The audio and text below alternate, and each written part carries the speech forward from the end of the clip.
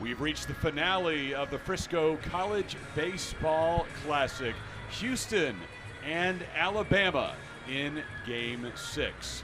Welcome in. This is exclusive coverage of the Frisco Classic on D1Baseball.com. I'm Chris Mykowski. He's Jack Longchamp. And last night, it was a regional, maybe a super regional atmosphere for Alabama and Oregon State. A wild finish.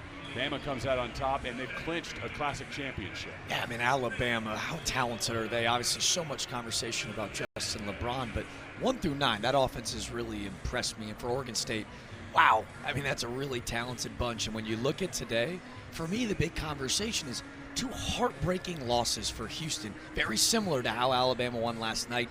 Just reaching and grabbing that game from Oregon State. Really excited to see today how the Cougars are able to bounce back. In both of those games, Jack, Houston had the bases loaded in the 9th inning, couldn't get that clutch hit that they needed. Let's take a look at the starting lineup presented by Texas Health Hospital Frisco. McLean Helton will lead things off, followed by Blake Fields and Xavier Perez. Perez, his lone hit this weekend was an RBI single yesterday in the 8th. Certainly hope for more production from the top of the lineup if you're the Cougars. And Perez leads this team in homers, RBIs, OBP, slug. You'd love to see him cut down on the strikeout, but he has been that dude in the heart of the lineup. Here's the defense that'll back up Miles Upchurch, Alabama's starting pitcher on this Sunday. In the outfield, left to right, we'll see Justin Osterhaus, Bryce Fowler, and Peyton Steele. In the infield, it's Jason Torres, Justin LeBron, Brandon Holt, and Luke Vaughn. Brady Neal will be the backstop for Upchurch. About to take the field. And LeBron yesterday, an uncharacteristic error, and then in what turned out to be the final play of the game, initially booted it, but that perseverance and the glove flip, a great finish for the Tide, and one that, again, if he would have ended up making another error, he probably wouldn't have got a wink of sleep. No, I think this is why Justin LeBron is Justin LeBron. Make a mistake, no worries, but it is his determination that you mentioned that has kind of separated himself from the class. But come on, the throw from Peyton Steele out and right, the call that everyone's talking about. I do not envy our umpiring crew because that was a heck of a throw. Yeah, here's the crew today. Seth Busminster is behind the plate. Joseph Smith to the first base side. Jason Millsap up the middle. Eddie Newsome on the third base line today. And the pitcher for Alabama will be Miles Upchurch. His early 2026 reports are phenomenal.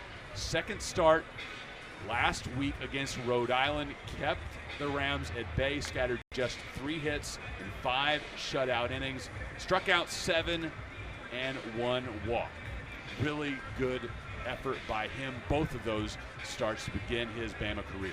Well, when you look at him, you're going, well, this is the least looking underclassman I've ever seen in my life. It's still crossover season, so I'll give you a Dickie V line. He's a type of dandy. Upchurch, 2-0, 2 games started. And the numbers speak for themselves, right? 9 innings pitched. He's only surrendered 5 knocks. But the 16 punch-outs to 3 walks, and a lot of D1 baseball reports, the conversation was, hey, their stuff is elite. When you talk spin rate and induced vertical break, all that stuff that bores you at home, just know this. It's elite. This is a guy with big-time, big league aspirations. And Rob Vaughn talking about getting this guy on campus, his recruiting, a really fascinating story. They didn't think the command was going to be up to date as early as it has been. Really excited to watch 1-1 toe the rubber today. He was picked by the Reds in the 19th round, chose Alabama. Just has that long-term development mindset. This is where you get your chops. Big-time college baseball. And it looks like he could be Bama's Friday guy down the road. Now gets the Sunday start against these Houston Cougars. Bama has already clinched the Frisco Classic Championship. Now looking for an undefeated weekend just north of Dallas. First pitch is a ball inside in the dirt. Upchurch will be 92 to 94. He'll touch 95, 96. He'll pair it with a changeup, curveball, and a cutter. Most likely that second or third time through the lineup. That fastball has some life. 93 on that offering. and really an advanced command to that fastball for somebody who is just a first-year collegiate player. Into left field, Osterhaus back to the track, makes the grab. Had to get some running in early in this one. We kind of hold our breath, right? To right on left changeup, and doing a really good job is McLean Helton, just getting the bat out there, finding a way to put a ball in play. And with Mother Nature, we've seen that wind blowing east to west today. Thought that had a shot for a second. It'll lead to Blake Fields. Both of these games for Houston this weekend featured missed opportunities. Friday taking on Dax Whitney, and not many people are going to beat that ace. But they had their chances. Again, loaded the bases, 9th inning. Saw Lalima pop out, and then Sintek struck out to end the frame. Very similar finishes, almost identical pitches to get Sintek to end that Oregon State game and Weems against Iowa. That'll go through the left side of the infield, and Blake Fields is aboard with 1 out. 93 on the way in. How about 101 on the way out? He's got the foot down and ready to ambush a fastball. That's exactly what Blake Fields does. He's gotten off to a blistering start. Perez got off to a great start as well back in the Puerto Rico tournament, where Houston looked amazing. 4-0 on the island. And it led to Eric Sorensen putting Houston in his 8 for Omaha after the first 4 games. That's how strong an impression they made. Can they get back to that form? It's like a Big 12 that is kind of, it's up for grabs, right? There are some really talented teams, but someone ready to take that next step. Could it be West Virginia? Could it be an Oklahoma State team? Houston saying, hey, why not us?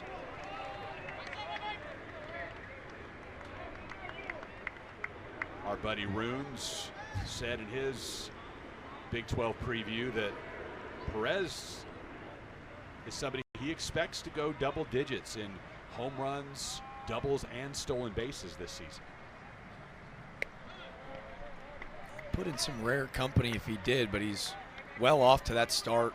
2 bombs, a double, already 3 for 3 on the base path.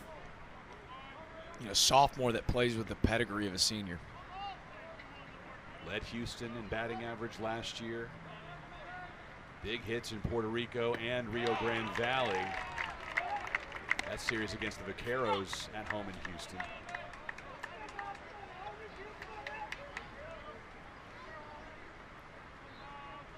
Just 1 knock this weekend. 2-2 pitch from Upchurch to Perez. Got him swinging. First strikeout of the day for Miles Upchurch. And this is tough to teach, right? For Miles Upchurch, it's a big fastball, right? But for a kid to display this command of his off-speed stuff, this is a changeup that just absolutely buckles a really talented hitter in Xavier Perez. And I think the problem is when you got Upchurch who's sitting 94, 95, he's going to hide that breaking ball till the second time through because the fastball changeup is that good the first time through. Here's Dylan Maxey. Got off to a great start this weekend. Friday against Iowa. Had 3 hits. And Todd Whitting loves the way he approaches every at-bat. Just tough.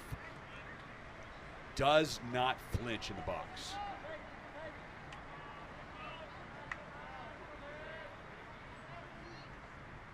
Waiting on the 0-1. Missing away. A check back to first from Neal. Fields able to dive back. I was wondering to myself, we saw Blake Fields get thrown out just yesterday. He's 3 for 5 on the season in stolen base attempts, but with how hot of a bat Maxey's been swinging, maybe try to get him in motion, allow Maxey to hit with a runner in scoring position. Maxey, a Houston area kid, started at Texas Tech, transferred back home.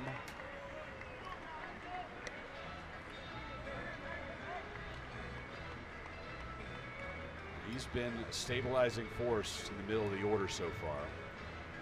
Loved your quote from Coach Whitting, too. It is such a professional at-bat, and it's always got to be such a luxury when you have a catcher that digs in, and it's like, oh, he sees the plate like a catcher. It's great plate discipline.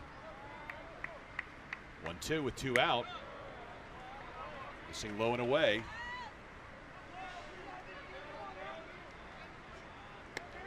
Cougs in the red tops and the gray pants today. Alabama going with a camo on this getaway day. We're a half inning in, and I can feel the dad camo joke coming from my side. Got him swinging. Runner was going, but that is out. Number 3, a pair of strikeouts to end the top of the first for Miles Upchurch. We'll set the starting 9 for Alabama and introduce you to Houston's starting pitcher next.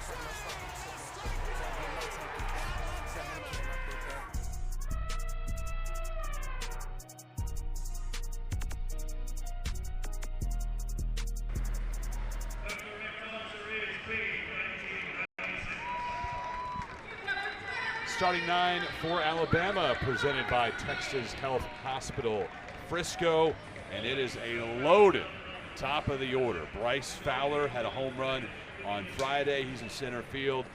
And Justin LeBron, the number 2 prospect among all collegiate players for the class of 2026, provided a grand slam for the Tide on Friday, and then came through with a late RBI yesterday. Brady Neal will follow him in the first inning.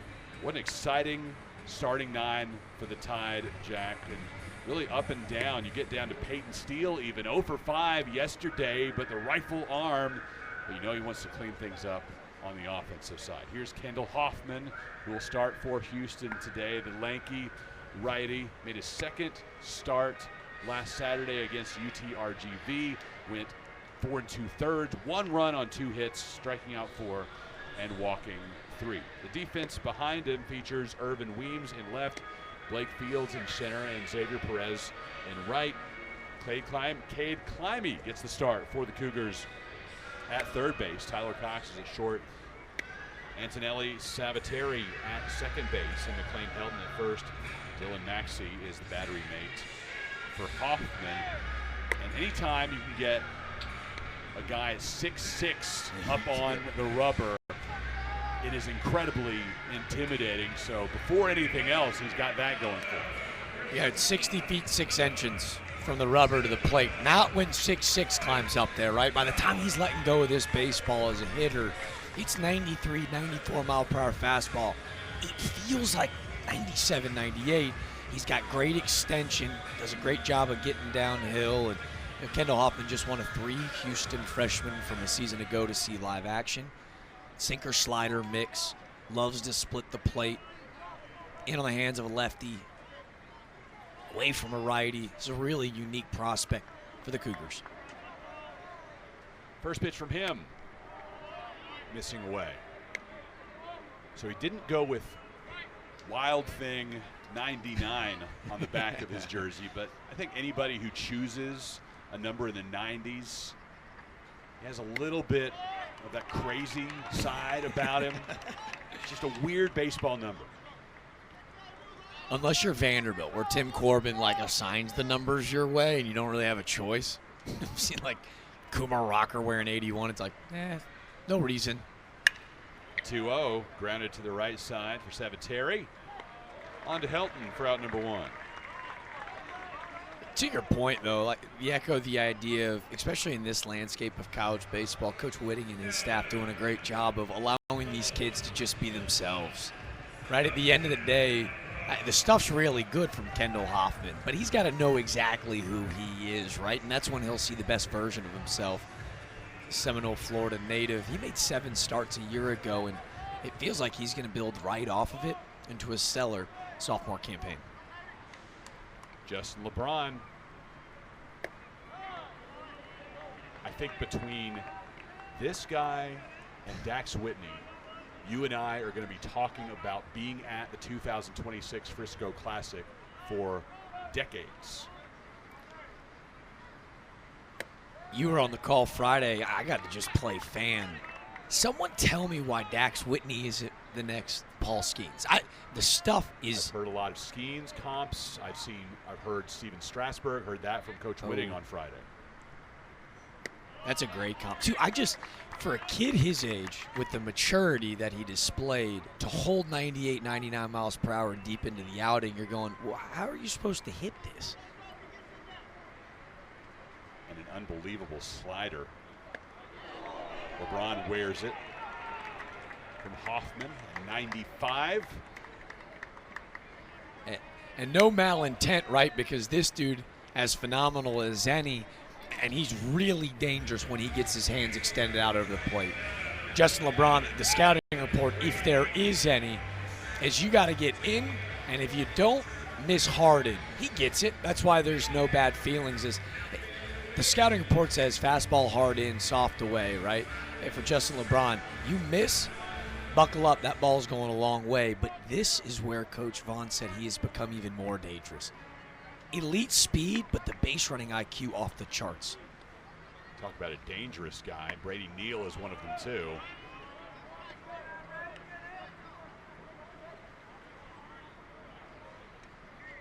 One thing that Rob Vaughn said that really stuck with me about Neal is that he is not playing to get drafted. He's just playing free and wants to be out there with his guys. I think that's the perfect dude to hit behind Justin LeBron, right? Like, it's just free will. He's having a blast. He's not the proverbial 3-hole that's going to bang it around the yard, but can he really handle the stick? It's elite bat-to-ball skill. And by the way, flexing an OPS over 1,000 right now. To me, especially with the way he's able to hit to all fields, love him in the 3-hole for the Tide. Waiting on a 1-1 offering from Hoffman. We'll look LeBron back. That's something you'll see a ton this year. If you're a SEC baseball fan, Justin LeBron 9 for 9 in stolen base attempts right now. They said, hey, he's got the green light. He can go whenever the heck he wants to go, so he shuts it down on a start-stop. Here goes LeBron looking for stolen base number 10. Beats the throw easily. He revs the engine, and be frank, like, he doesn't even get the best jump in the world. The pitch before he shuts it down, couldn't necessarily find the timing, but look at this speed. He put on 15 pounds in the offseason, too, if you can believe it, and did not lose an ounce of speed on the base path. 3-1. Watches that for a strike. Caught the inside corner. Seth Buckminster is the human behind the plate. We have the benefit of the robot ump from TrackMan up here in the booth, and they say Mr. Buckminster got it right. Payoff pitch to Neal. That one's inside, and robot ump agrees. RoboCop We're not says going to continuously harp on what technology says. The umpires hate it when we do that. But on occasion, if it's close, we'll throw out that data. It also just amazes me. I couldn't get it right sitting up here in a cushy chair in the AC. These umpires so good in and around the zone. And Brady Neal, your backstop. There's your plate vision on full display. Luke Vaughn. First pitch swinging a line shot at Climby. They'll double up LeBron at second. The Houston defense gets them out of an inning. Cade Climby on alert. Over to Sabatelli for out number 3. We're through one complete in Frisco. Scoreless between the Cougars and the Tide.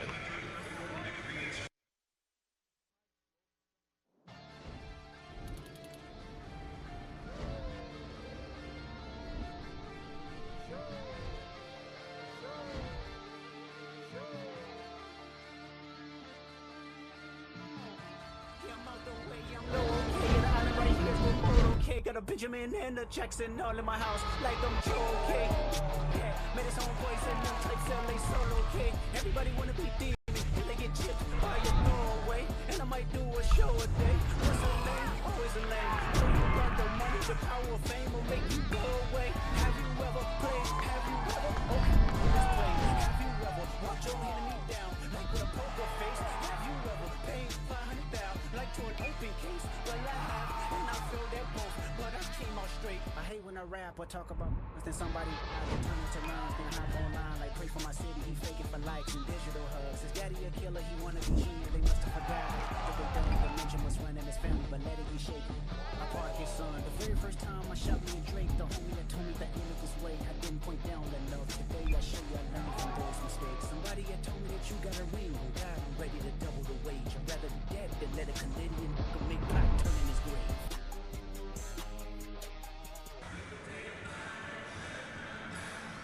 Frisco Classic brought to you by D1Baseball.com. No one covers college baseball like D1 Baseball.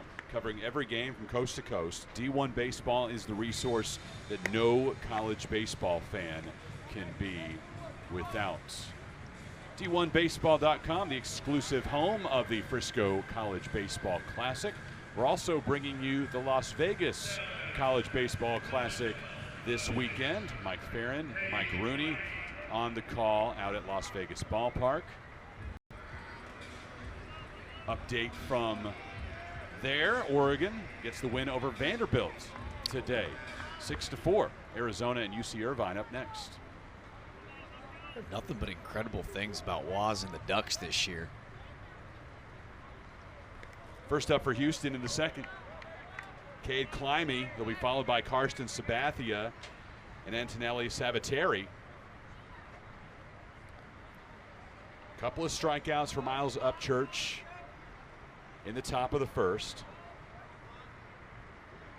Now through 10 innings of work this season, he has yet to give up a run.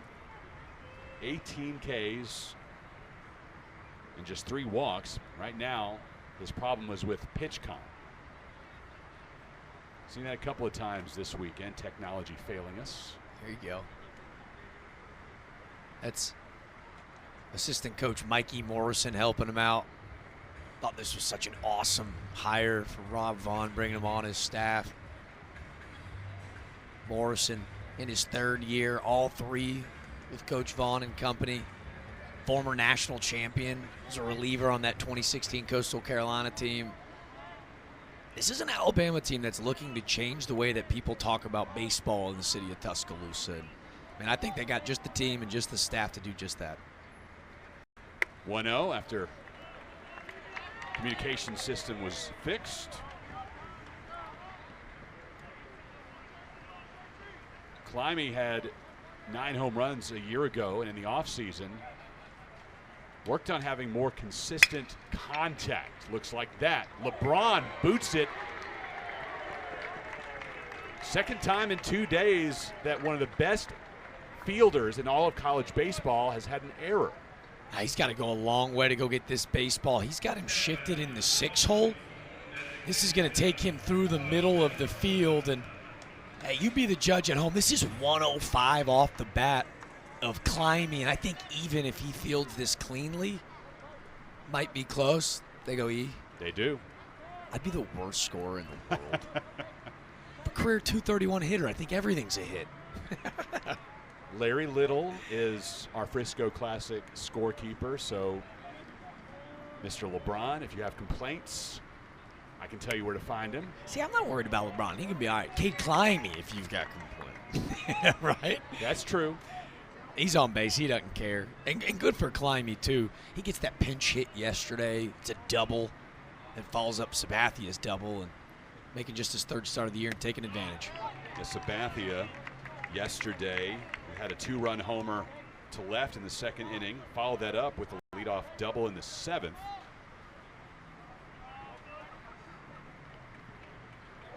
That ball he hit in the second got out of this park in a hurry, taking big swings. Yeah, it's a really pretty baseball swing. 3 for 4 yesterday. The double was even higher exit velo off the bat of Sabathia. Again, another guy taking advantage of the opportunity. Just his third start of the year today. That's outside. And with efforts from Sabathia, Maxey, Ryan yesterday, Todd Whitting holds steady with his prediction that this is a regional type team. Struggling right now, they have shown bursts of greatness. Sabathia goes down swinging. K number 3 for Upchurch. He's feeling himself on the bump right now. Miles Upchurch is. You see Sabathia taking a look out. You're going to see this pitch, man. Just that changeup again. Enough to get him out in front. Watch him collapse on that front side. And you mentioned Houston, too. They've outplayed their opponents the last 2 days, frankly. One swing here or there. They've had more hits in both games, and it's a game of inches. They'll get it going. Just got to continue to buy in. Alabama has already clinched this Frisco Classic Championship, but one more hit on Friday, one more hit on Saturday for the Cougars, and we would be looking at a pair of 2-0 teams and a true Frisco Classic title tilt right now.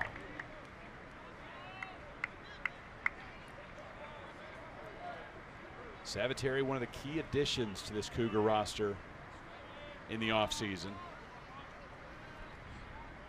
Fantastic athlete, great defender. That clips his shoulder. Cougars will have 2 aboard with 1 out in the second. Upchurch trying to get in on the hands, and Sabateri all over the plate. Really gritty dude, his second HBP of the year, and he's just trying to sneak a 2-seam fastball underneath that front elbow. And it looks like we get a little ricochet action as Brady Neal has played a little outfield, the former LSU Tiger. Second season as the Tide, you see him pointing at it. They don't call it the tools of ignorance for nothing back there. First pitch to Irvin Weems is in the dirt.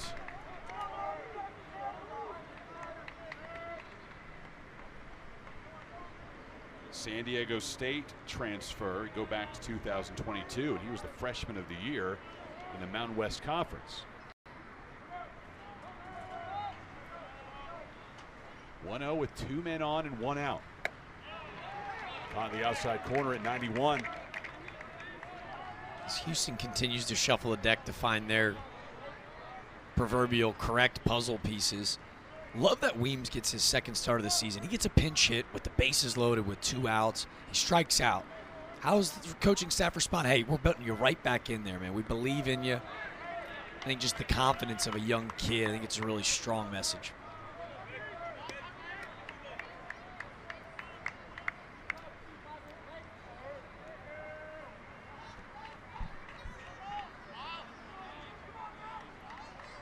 Early in this one, Miles Upchurch having to navigate through a 2 men on, 1 out situation. Every single pitch is a learning opportunity for this Alabama rookie.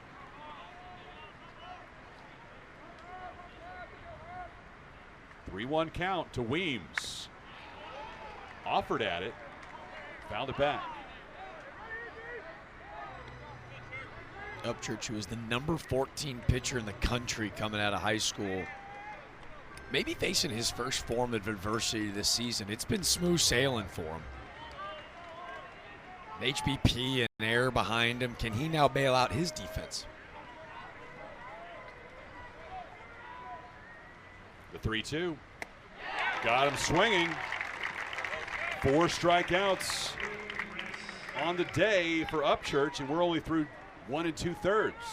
And I'll tell you what, Chris, 3 of those 4 coming on the changeup. Like, is this going to be his put-out pitch this year? It's a breaking ball that they really like. And, at times they'll tinker with, hey, is this going to be our go-to the first time through? Mentioned wanting to hide the spinner for that second time through the lineup. Who needs it? The changeup has been wipeout. And Tyler Cox, 9-hole hitter, first pitch swinging, goes into the parking lot. And you look at this SEC-ready body, you look at the heat that he can bring. But you're right, it's the off speeds, the breaking pitches. That's what's going to make him a Friday night ace down the line.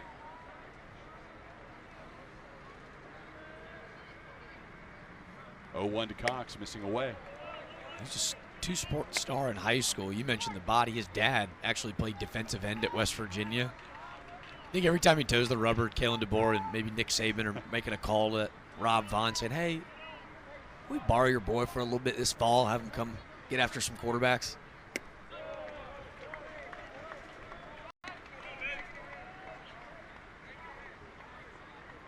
I'll have to get somebody that has a much deeper knowledge of Crimson Tide athletics tell me if there's ever been a great two-sport star there. That when you think of two-sport stars in that state, it begins and ends with Bo Jackson. Lifting it high. LeBron looking for it in the sunshine. Able to find that ball and end the inning. But Houston threatened. 2 men on with 1 out, but unable to push anything across. We're still scoreless through an inning and a half in Frisco. It was a simple idea. I wanted to make a bottle for myself that I could use for everything. It needed to keep my drinks cold, have the ability to mix my favorite drinks, and be easy to carry and clean. I didn't realize how many people would love their ice shaker and how it would change their lives. Hi, I'm Chris Gronkowski, former NFL player and the creator of Ice Shaker. I created Ice Shaker to help us all live an active and healthy lifestyle. Grab you an ice shaker today. From the front row to the upper level.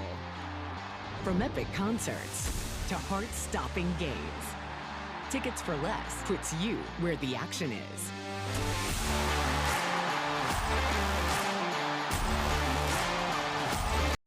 Experience the thrill of live events like never before. Every seat holds a story. Find yours at ticketsforless.com and never pay service fees. Frisco College Baseball Classic is presented by Texas Health Hospital Frisco. They're happy to provide the very best in healthcare with a quality of service that goes above and beyond your expectations. They've taken care of this community and in its time of need and will continue to do so in the years to come. Greatly appreciate their partnership in this 10th annual Frisco College Baseball Classic. Peak Events has made it their goal since day one to create an atmosphere that is the best outside of Omaha. And Jack, this is the first time that you have been able to experience Frisco, the OG Peak Events tournament. It all started here. You've been part of it in Jacksonville, but what have been your impressions here in North Texas? Well, this place is incredible. Super unique setting. When I arrived for media day, I slacked on actually doing my job by shooting hoops down in the left field for about an hour. It's been incredible. Place is only as good as its people. The Frisco Rough Riders have been awesome to us. Peak Events, not only is it the best outside of Omaha as they coin the play on the field, but they're the best in the business when it comes to putting on events. And then we're going to have some friends up here hang out with us for an inning or two today. Excited to chop it up with Nathan and his pals. But, Chris, I think you know where my eyes are set. I cannot believe I am graced in the presence of the largest water fixture in baseball. We'll hopefully see some players out in that later today. LSU got it started last season, finally in year 9 of this event. I've been waiting on it all that time to see the champions run out and jump in the lazy river. The Tigers came through for me. Andrew Purdy goes down swinging to start the second against Kendall Hoffman. And there it is beyond the right field wall, the largest water feature in baseball. not open to the general public today, but if the Tide finish off this weekend 3-0, I think they're going to go get wet. I'm so disappointed to learn that my college baseball brethren, it took almost a decade. Like, this was on a tee for us, my friends. Yeah. Shout out to the Tigers. So you're saying, hypothetically, jump in that pool, win a national championship? Is that the direct correlation? Hey, it worked out for them.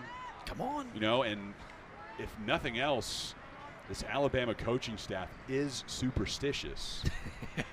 They've proven that this weekend.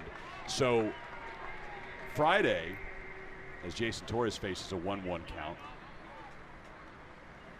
Alabama played the second game on Friday. The young woman who was set to sing the national anthem grounded to the left side for Climby. He'll scoop and throw for out number 2. Sadie Mills was singing the national anthem for game number 2. She wasn't able to get over here Thursday for a sound check, so they let her do one in between games. Yep. But everybody did not realize that it was simply a rehearsal, a sound check, and Bama players stopped down, hand over heart, acted like it was the real thing. And of course, 5 minutes before first pitch, Sadie comes back and has her national anthem on schedule. So 2 national anthems that day. Alabama wins. Justin Osterhaus, first pitch to him. Yesterday, at their off-site practice facility, Alabama played the anthem so they could have 2 anthems in one day. They won again, and I get a video this afternoon. Sure enough, they're practicing over at Legacy High School, and Alabama played the anthem during BP so they could do double anthems for a 3rd consecutive day. If they win this one, all year. Yes. All year. Double anthems for the Tide. It's going to become Rob Vaughn's go-to karaoke song. That's magical. So watch for it if the Tide wins today, Tuesday night in Tuscaloosa before facing Jacksonville State. I do think that says, if you don't know Rob Vaughn in the sport of college baseball, he is truly one of the most genuine, humble human beings that we have. I'll tell you what, though. After that drumming on Tuesday, their vibes could not have been higher as they rolled into Frisco. 1-2, grounded foul. Now, he admitted they just flat out got embarrassed against Southern Miss. Run ruled in Hattiesburg, 14-4. And Coach Vaughn said, we got punched in the mouth, but I want our guys to have a prize fighter mentality. Take that punch, you don't fall back, you don't go in the corner, you come right back up and throw one of your own. Yeah, and they're at the Pete, at Southern Miss, a top 10 team in the country. It's not an easy place to play. He goes, I think at the end of the day, we're going to be far better off with that loss under our belt. Learned a lot about our guys that evening. 2-2. Full count now to Osterhaus.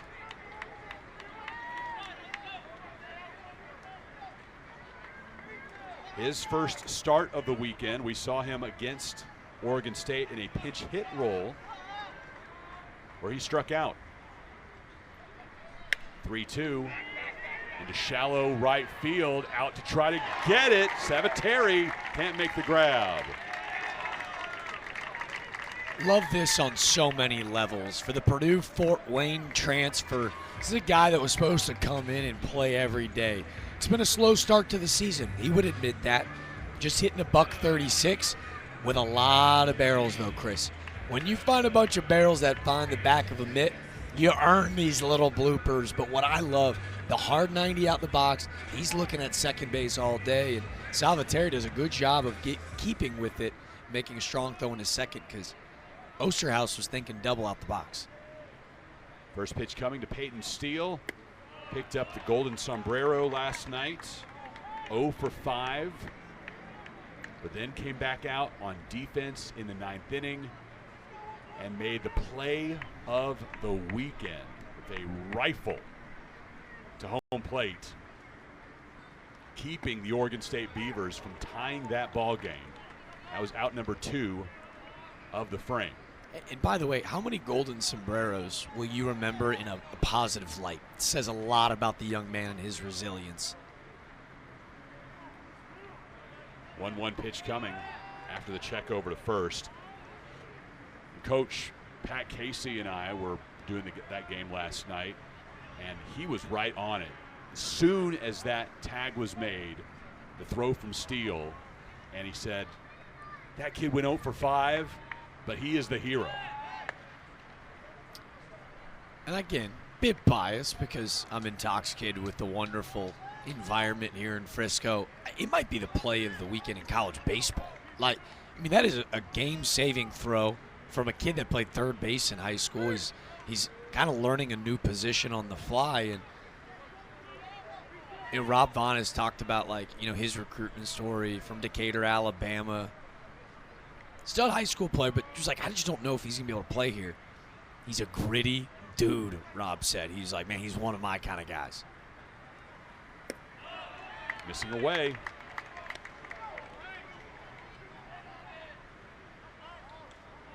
Steele does have a hit here in Frisco. It came against Iowa, went 1 for 5 that day, drove home a run. Runner going, sliding in. Alabama has a couple of stolen bases today. LeBron had it in the first, Osterhaus here in the second. Yeah, Hoffman's a little bit slower to the plate, 6'6", 190, right? It's a lot of moving levers, a bit slower, and right now that kind of picked up his cadence and his rhythm to the dishes. This one, he steals all over Hoffman. Great jump by Osterhaus. They'll wheel back and throw to second.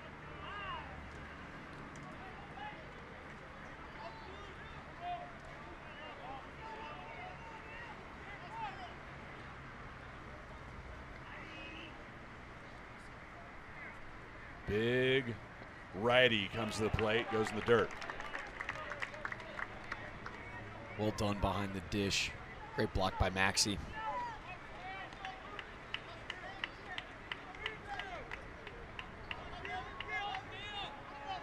Full count, 2 out. Osterhaus standing at second. Peyton Steele strikes out swinging. Couple of Ks for Kendall Hoffman in the second. 2 completes at Riders Field. Scoreless between Alabama and Houston.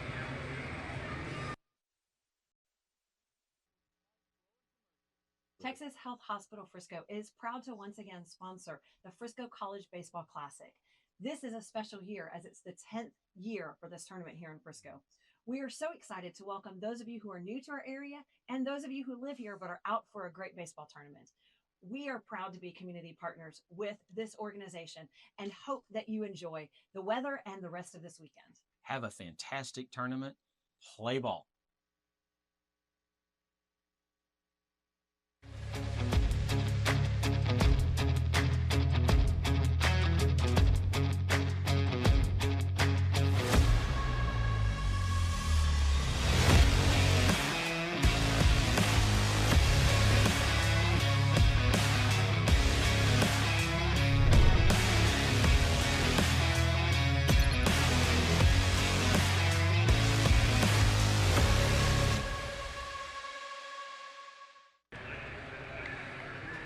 Here is the hardware. Alabama will take the championship belt from the Frisco Classic back home to Tuscaloosa. That's strong. Give me WWE meets deep in the heart of Texas vibes. I'm not sure if I need to trade my lunch money for it, but I'd like to sneak that in my bag on the way out today. Peak went from the traditional trophy to this. I'll have to check with Nathan when he gets up here. Maybe 4 years ago. But, you know, a trophy from an early season tournament, that's going to become a doorstop real fast. You don't really care that much. But this guy, that's going to hang proudly on the clubhouse wall. We talked about superstitions. When you think about LSU and Jay Johnson, they win in the Jacks Classic just a week ago. They have now played in 3 peak events, Chris. 23, 25, and 26. Yep. They won national championships in 23 and 25. They also won peak championships. So the superstition is growing a little bit. That's a program with 8 national championships. And guess what is in their trophy room? All of their peak belts. They are playing for something that matters, right? And again, add the unique element to being able to hang a WWE-esque belt over your shoulder. This is a really cool event that's become very special for these programs to be a part of. I heard you getting into character a little bit during the first game today. I did. Did you? Well, it was Big X the Plug meets Hulk Hogan. Couldn't find the voice though.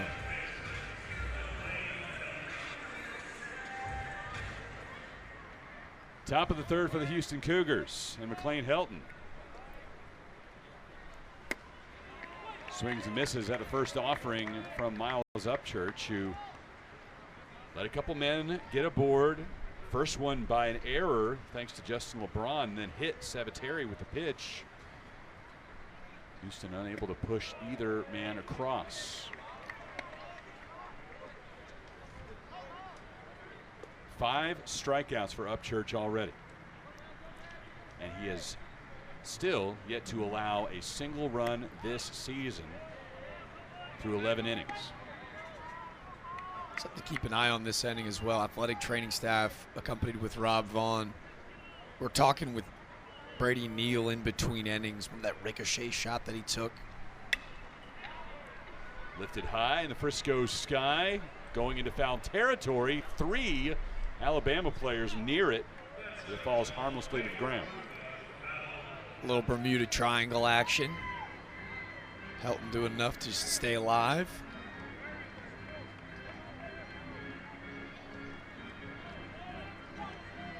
For these players, who has it toughest as far as this ballpark is concerned? Because I think the left fielders have a tremendously difficult job when it comes to that outshoot about a third of the way as you head towards center field. I've seen that give so many players trouble, not only here in the Classic, but during the minor league season. Yeah, it's unique dimensions, right, with the home run terrace jetting out, and then it kind of shoots out into left center field. At this time of night, too, we saw Justin LeBron struggle a little bit with the sunshine as he pulled in the last out of the inning in the second. So, yeah, pair that with some, a creative wall, if you will, out in left. It's for sure unique, but that's why these guys got here on Thursday, and you could see them rep it out and practice pretty hard during BP. 3-2 foul off the roof of one of the luxury suites.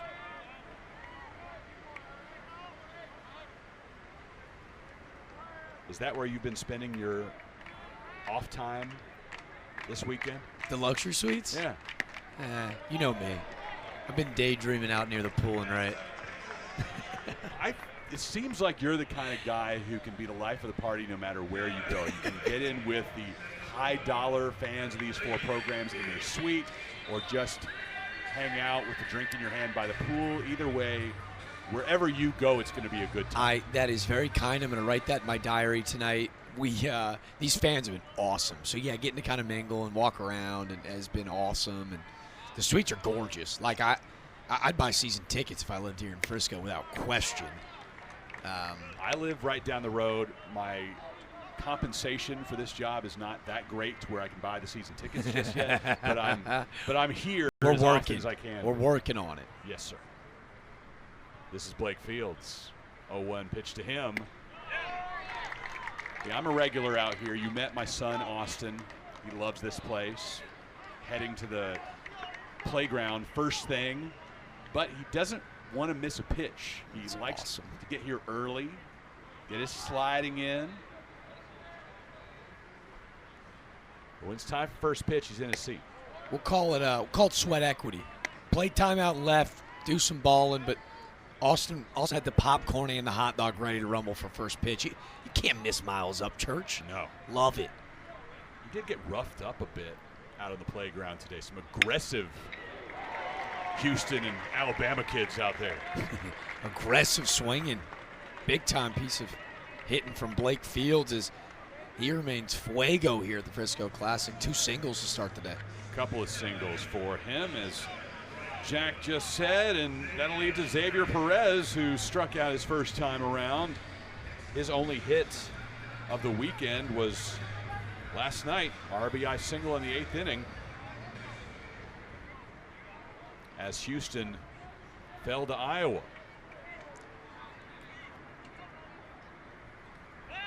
Showing bunts, getting it to Upchurch. Underhand flip for the first out. I love it. So selfless, and to me, just a no-brainer, right? First, second, nobody out. The way that they have lost this weekend, heartbreaking, if you will, and got to get a job done, right? Allow a dude in Dylan Maxey, who you mentioned, Chris, has been raking this weekend to all parts of the field.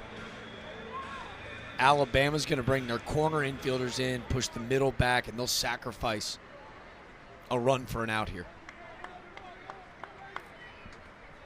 Maxey into left field, and that's the first run that Upchurch has surrendered this season, and there's the second. 2-0 Houston in the third. Wasting absolutely no time, a 92-mile-per-hour heater on the way in. How about a bucko one off the bat from Dylan Maxey? Split that 6-hole, peppered past Justin LeBron, and Houston strikes first. Said, again, Big 12 play is where they're going to make their money this year and depend on whether they'll play for an NCAA championship and make a tournament spot. Today was about response. They've lost in heartbreaking fashion. Were you going to be a lawn chair and fold? What kind of fight were you going to show today? So far, plenty. We talk about the potential celebration for Alabama. While they would be champions of the Classic, they're not jumping in the pool if they finish the weekend with a loss. It'll be a very muted celebration after this one. They'll take the belt. They'll be happy to receive their prize, but there won't be smiles on their faces. You're absolutely right, though. It's kind of like it's like on the PGA Tour and the guy misses the 3-footer, but he can 3-putt to win the tournament. You're like, it was fun and everyone's excited. We gotta knock this one in. Got to finish this thing out if you're Alabama. Over to first.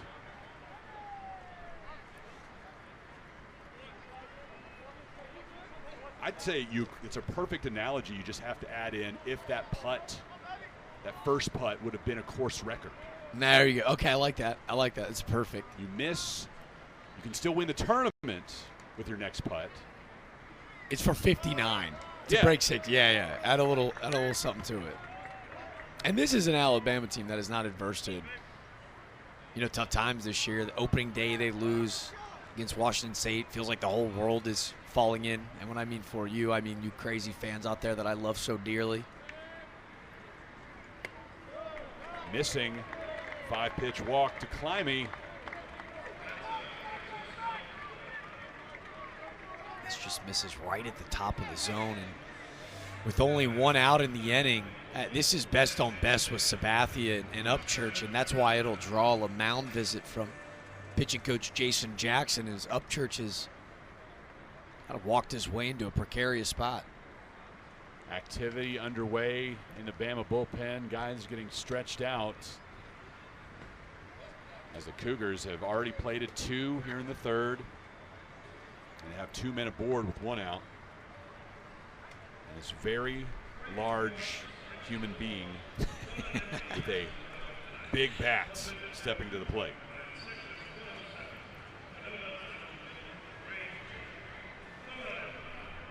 The last name brings you in.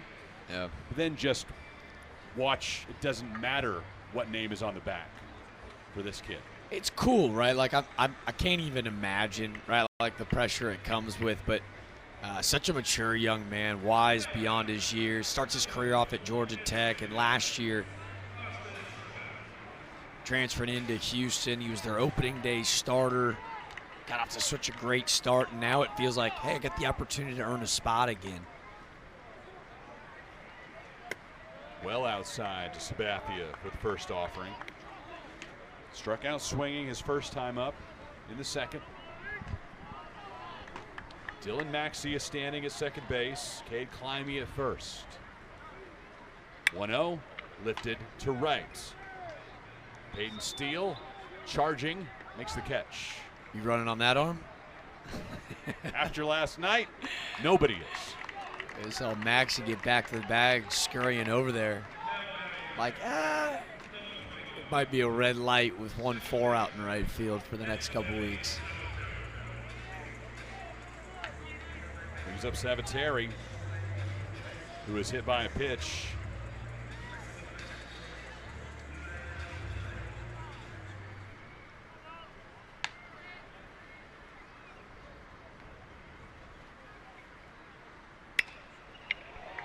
In the left.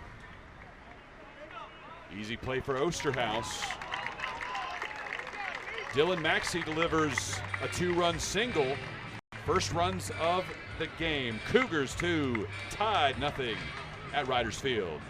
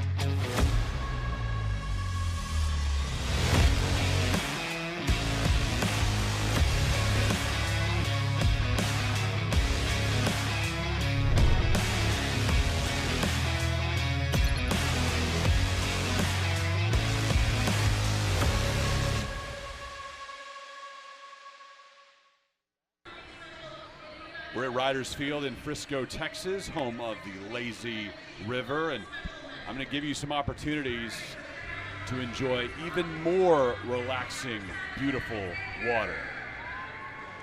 Frisco, this is great, but how about Barbados or Antigua? Ooh. You can bid in the Peak Events silent auction to benefit the Cystic Fibrosis Foundation. You see the address on your screen right now, peak.events/CF-foundation. And right now, the Barbados getaway, the high bid is $150. The Antigua getaway also at $150. Bargains beyond belief. You can also bid on signed baseballs from all 4 of these Frisco Classic teams. There's a travel package to next year's Frisco Classic. Tickets and swag from the Texas Legends, the NBA G League team that plays across the street at Comerica Center. Club level seats to next year's tournament. A lot of good items up for bid. That will close at the end of this game. So talk to whoever you need to talk to. Let them to give you the green light on spending some money, or if you're just a single person, you don't have to ask anybody. Get your bid in right now. I think I challenged a lot of folks during the Oregon State game. Had 3 or 4 people respond. Go place a bid. It's for an incredible cause, and I'll sweeten the pot. Been very fortunate, very blessed to have the opportunity to work with some awesome folks in baseball.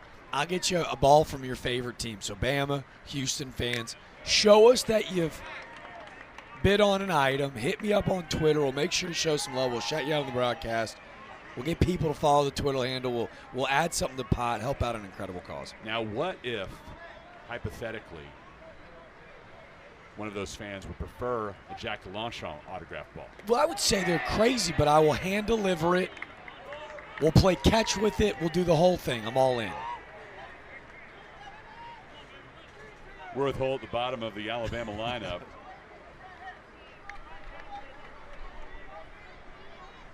Three-2 the count from Hoffman with the shift on. Into center. Fields barely has to move. A good piece of hitting. The game just so unjust at times, but 100-mile-per-hour exit velo to dead center field. And hey, you take that out, right? It's quality AB. Top of the order for Fowler. He grounded out in his first AB.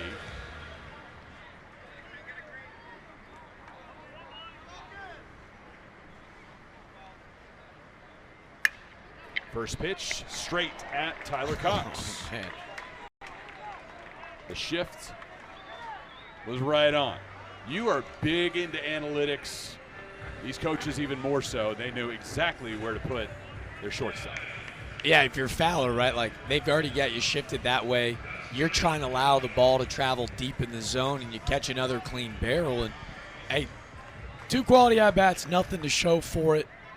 You got to live and die, man. You can't control what happens to the baseball after it left the barrel.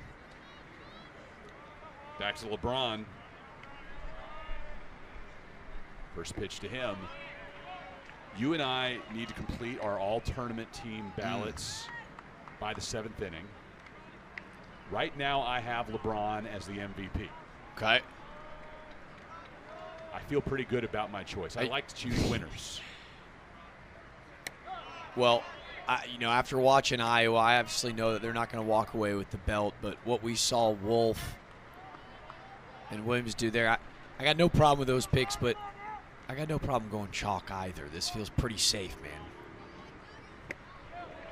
Swing and a miss, 2-1. Oregon State only won a game last weekend at the Round Rock Classic. It was Friday night with Dax Whitney, 17 Ks. Pretty easy to put him down as the MVP, even though his team went 1-2. And not only was he the MVP, he was the Golden Spike Spotlight Player of the Week, so Team USA agreed. Generally, I like the MVP to be from the champion. And Yeah. LeBron would obviously fit that bill as well. Well, Kendall Rogers has been doing this a long time. D1 baseball's best, and he said it was one of the best outings he'd ever seen since covering the sport. There's been seemed enough to be the unanimous word among those who are much smarter than I am. Sitting next to Runes, he said the same thing. LeBron, just foul. Yeah, when I've got Mike Rooney to my right, and he is running out of adjectives.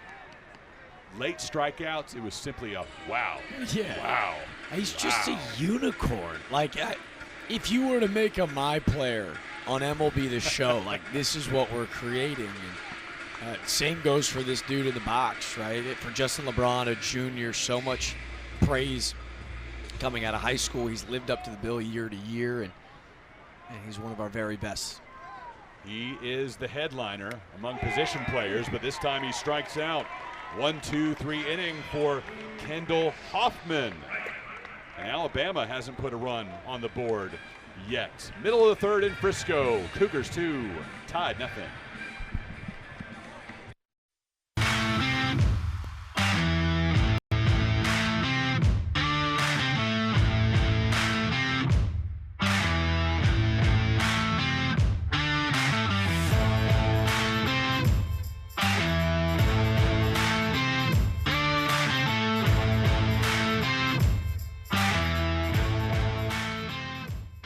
University of Alabama Online, where legends log in. A tradition of excellence. Choose from over 100 affordable degree and certificate programs that fit your budget and schedule. Earn the same degree as you would on campus, with the same affordable tuition rate for every state. UA Online.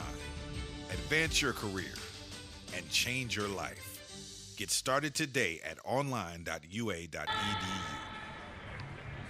Frisco College Baseball Classic is presented by Peak Events, home of the best outside of Omaha. Follow peak.events, you spell that out, Peak DOT Events on social media to keep up with the best in early season college baseball. And the man from Peak Events joins us now, the newly elevated Nathan Wooldridge. Hail to the Chief. Are we hearing you here? Don't think we are. Jack, I may ask you to give Nathan your headset here for a half inning so we can visit with the presidents of Peak Events, Nathan Wooldridge. All right, hear me now. Yes, we do. Okay, well, Nathan, 10 years, and I was fortunate enough to be with you in meetings before this thing had a single pitch thrown. Kind of unbelievable that we've gone a decade of these tournaments, and it's not just me, it's everyone I come across. They say it gets better and better. The experience is top-notch and well respected by everybody in college baseball. What's been the secret sauce to make that happen? Honestly, it's good people. We've been lucky enough to people like Ryan Kirkwood, my number 2. These things couldn't happen without him. So lucky enough that we've been able to expand on some staff over the last few years. We've had enough success with these things, starting it 10 years ago, and being able to bring those people on has been a huge asset in helping us execute these things. Houston in the 4th inning will have Weems, Cox, and Helton, as we're joined by Nathan Wooldridge from Peak Events. And early on, it was just the one tournament here in Frisco. Everybody in the company was able to concentrate on a single event, and it's grown now to 4. One year it was 5 tournaments through the course of 3 weekends. What's the toughest part, even with the good people, of dividing and conquering when you have simultaneous tournaments like this? Honestly, it's the dividing and conquering. That is the toughest part. It's figuring out who's going to be where, what pieces we need to put in place to make things happen and execute at the level that we expect to execute these things. We have a pretty high standard when we put on these events and what we want these student athletes when they come in here and they experience the level of experience that they're going to receive. So we got to have people that we trust to do that and execute that. And we've been lucky enough with partnerships with various universities. That's back through the middle by Irvin Weems, a leadoff single for Houston. But universities like Maryville University out of St. Louis, the Rawlings Sports Business Program up there, they send us 6 or 7 amazing students every year to help us execute these things, and they're filling the gaps where some of our full-time staff may not be able to, and that's the only way. I mean, we've been creative in how we found solutions, and next year is even a bigger task. So this next summer and next year is going to be probably our busiest year yet. Well, Peak Events, in addition to the 4 college baseball tournaments, check back to first, adding a college softball tournament in Sarasota. What was the impetus there of deciding to go beyond baseball? Similar reasoning for why we got into baseball. We wanted to kind of change the game and provide these student athletes with an experience that they only get out in Omaha. So we're bringing the brand to softball. Tyler Cox laying down a sacrifice bunt, first out of the 4th. Bringing the brand to softball, trying to raise that level of student athlete experience for the softball student athletes. So it's kind of a postseason, bringing the postseason to the early season. So give these kids a taste of what the postseason's like, drive that motivation, get them through the season, and give them something to look forward to. So it'll be the best outside of Oklahoma City, I assume. Yes, sir. The best outside of OKC. We're shortening it a little bit. Makes that hashtag a little easier to put in there. Sarasota College Baseball Classic coming up next February, 11th through the 14th. A loaded field there that will include the softball team that calls the University of Alabama Coach Murph. home. Yes, sir. So Crimson Tide fans already very familiar with Peak Events on the baseball end. We'll get to experience that in softball next year, the 17th Street Regional Sports Complex. Brand new facility. They haven't even hosted a game yet, so everything will be new and fresh and clean and ready to host Peak. Correct. Yeah, I've been in contact with them pretty consistently. They've been super receptive to feedback. We've been able to get them in touch with some premier coaches. One hopper to Vaughn. He'll step over to make the play as Weems advances to third. Been able to get them in contact with some premier coaches like Coach Murph at Alabama and Coach Walton down at Florida, and kind of got feedback from them on what they want to see out of a facility, and they've been implementing a lot of that. It's going to be padded walls. It's a championship caliber field. The mound's going to be built like they want it to be built from the pitching rubber, I should say, is going to be built the correct way. So we found a place that's embracing it. They want it to be there, and they're going to help us really execute it again at a high level. Jason Jackson will come on with Irvin Weems standing at third base. A couple of outs for Houston in the 4th. Cougars already lead this one by 2 over Alabama. And I do got to give Coach Vaughn some credit for our softball event. He's the one that he called Coach Murph for us, and he vouched and just gave a testimonial to his experience and how we operate, and that allowed Coach Murph on the softball side to buy in with what we were wanting to do. And when he jumped in, it was super easy to get other teams to commit to come to that thing. But excited about branching into softball. Pitching change here for the Crimson Tide, and we will stay here and keep chatting with Nathan Wooldridge from Peak Events, the president. And congratulations on the new title. Appreciate it. By the way. Thank you. 10 years as VP, plus then. Technically, yeah, it's been some title changes in there. It's all kind of the same role, I feel like. It started as director, then a VP, and then now officially a president. And Ryan Holloway, the founder and CEO, is in Las Vegas as Peak hosts simultaneous tournaments this weekend. Great experience for everybody out at the Las Vegas College Baseball Classic. And you have the opportunity there to get a larger contingent of West Coast teams. Of course, geographically, it makes a whole lot of sense. And then you bring in Vanderbilt into the mix as well. And anything different about that tournament that teams are looking for in the experience when you're going to a place like Vegas? Are any coaches wanting it to be anything more than just a business trip to play baseball games with that city having so much to offer? Absolutely. They want kids to go experiential destinations, and that's what it is. I mean, it's an experience. They keep them pretty tame while they're out there, obviously, but it's a cool place to visit, cool things to see, tons to do. When the teams come out there, they do a lot more than just play baseball. The Apex Center with UFC, things like that are out there, so it gives the guys a ton to do during the off time. Because, I mean, heck, they're playing one game a day. They got half the day still to go do something. These coaches want something that's going to be engaging and fun for their guys. For you and for me, an event like this, it's games all day. You're here very early in the morning till late in the night. So I do envy people who are just with one of the teams because they get to enjoy the city. I'm sure everybody from these four teams has had a chance to enjoy North Dallas, Frisco, Plano, everything they have to offer around here. And what have you heard as far as the feedback of how this community has embraced the event and the different experiences these student athletes have had? Yeah, the feedback this weekend has been amazing, and that's due in large part to the Frisco Rough Riders and their staff here at the ballpark.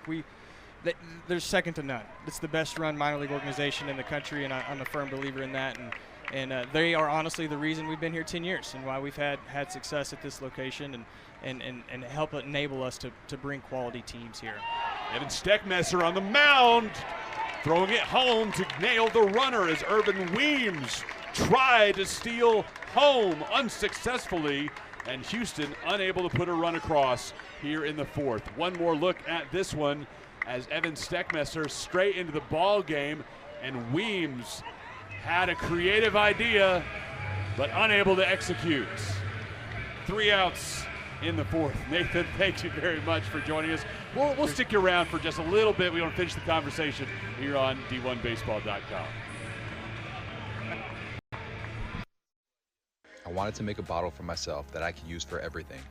It needed to keep my drinks cold, have the ability to mix my favorite drinks, and be easy to carry and clean. I didn't realize how many people would love their ice shaker and how it would change their lives. Hi, I'm Chris Gronkowski, former NFL player and the creator of Ice Shaker. I created Ice Shaker to help us all live an active and healthy lifestyle. Grab you an ice shaker today. From the front row to the upper level. From epic concerts to heart-stopping games. Tickets for Less puts you where the action is.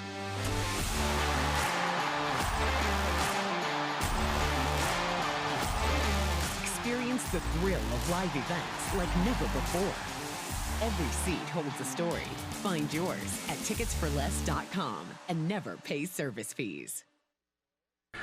Frisco Classic, a proud supporter of the Cystic Fibrosis Foundation. Scan the QR code that is on your screen and make a donation to help us add tomorrow's to those living with the disease. Nathan Wooldridge continues with us here on D1Baseball.com. We take one more look at the last play of the top of the 4th inning as Irvin Weems trying to steal home, but Alabama able to sniff it out.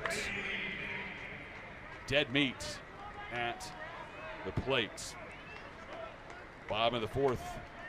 Houston leads 2-0. Randall Hoffman back on the bump. And Nathan, we just mentioned it there, the support of the Cystic Fibrosis Foundation. Peak Events has raised north of $250,000 for the cause over the past decade. We've told the story a little bit over the course of the weekend, but you tell it much better about how Peak Events first got involved with supporting the foundation. Absolutely. So our owner, Ron Holloway, his niece, Avery, is she has CF, and she's been enduring that her entire life, and have been well bound into the foundation. And so it's been a mission from starting these things, from when we started these things in 2017, that we wanted to help support that and find different ways that we could help raise funding for them. The CF Foundation is one of the best foundations in the country as far as how much of the revenue that they bring in is actually devoted to research. I believe it's over 95% of all revenue that they raise goes directly to research itself. Luke Vaughn is hit by a pitch. Got to see Avery this weekend, and thinking back to 10 years ago and the prognosis and just the advances that have been made to help her live a healthy, wonderful life, and she's thriving.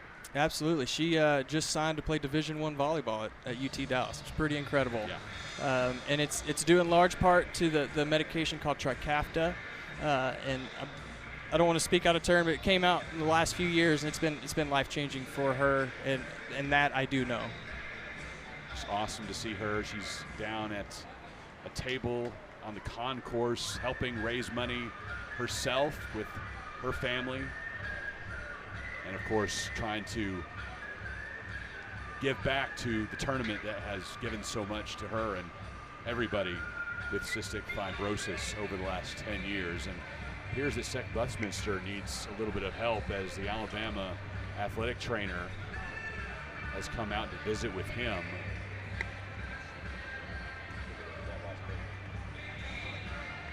Hit by pitch by Vaughn. Also clipping Seth Buckminster. Take another look at it here. Off the padding, off the catcher's mitt, into the throat of Mr. Buckminster behind the plate.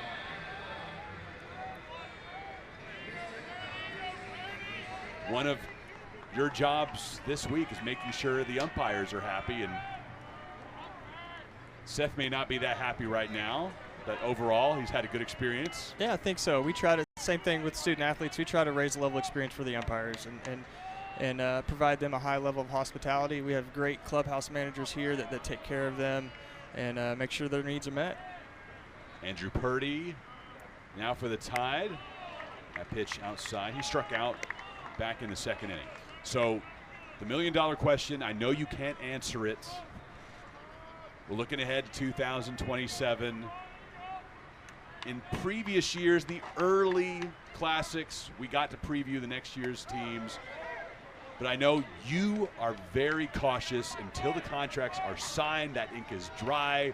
We're not putting it out in the world. Your boss sometimes gets a little bit over-enthusiastic. You're right. Sometimes he says some things he probably shouldn't. But, yeah, I have to stay a little tight-lipped on that. Ever since COVID, it's been a little harder to get teams to sign contracts multi-years in advance.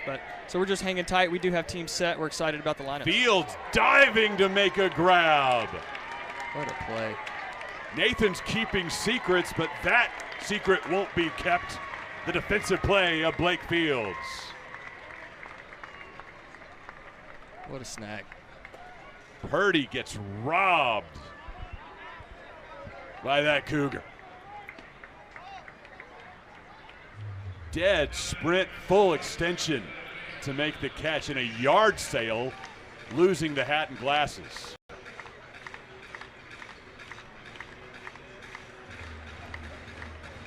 We've had plenty of web gems this weekend, Nathan. That'll at least be ranked within the top 2 or 3.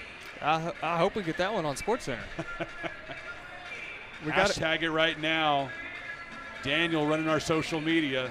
Hashtag SC Top 10. We got Hashtag WebJam. Got one last week. Hopefully we can get one this. We had that home run robbery in Round Rock. Yep. Pretty incredible. Friday night, Easton Talt stealing one at the wall, allowing the Beavers to beat the Baylor Bears. This is Jason Torres. The shift is on for him. Regardless of who the four are, we know, again, it's the best outside of Omaha. We're going to have 4 teams that have real chances of making it to the College World Series. Not necessarily Power 4 conferences, but if you get anyone from a mid-major, it'll be somebody who has a great pedigree, who is in talks to host a regional. It's that caliber of team. It's a regional field without a 4 seed. Exactly. That's who we target. We target teams that are going to win games. We want teams that are going to be high RPI, going to be RPI boost for teams that come and play in this event. And I will say that the 4 participating teams we have this year are currently slated to be in one of our events next year. I can't necessarily say where, but they will be in one of them. Well, Alabama makes no secret. They love peak events. Rob Vaughn will bring these guys back as often as possible.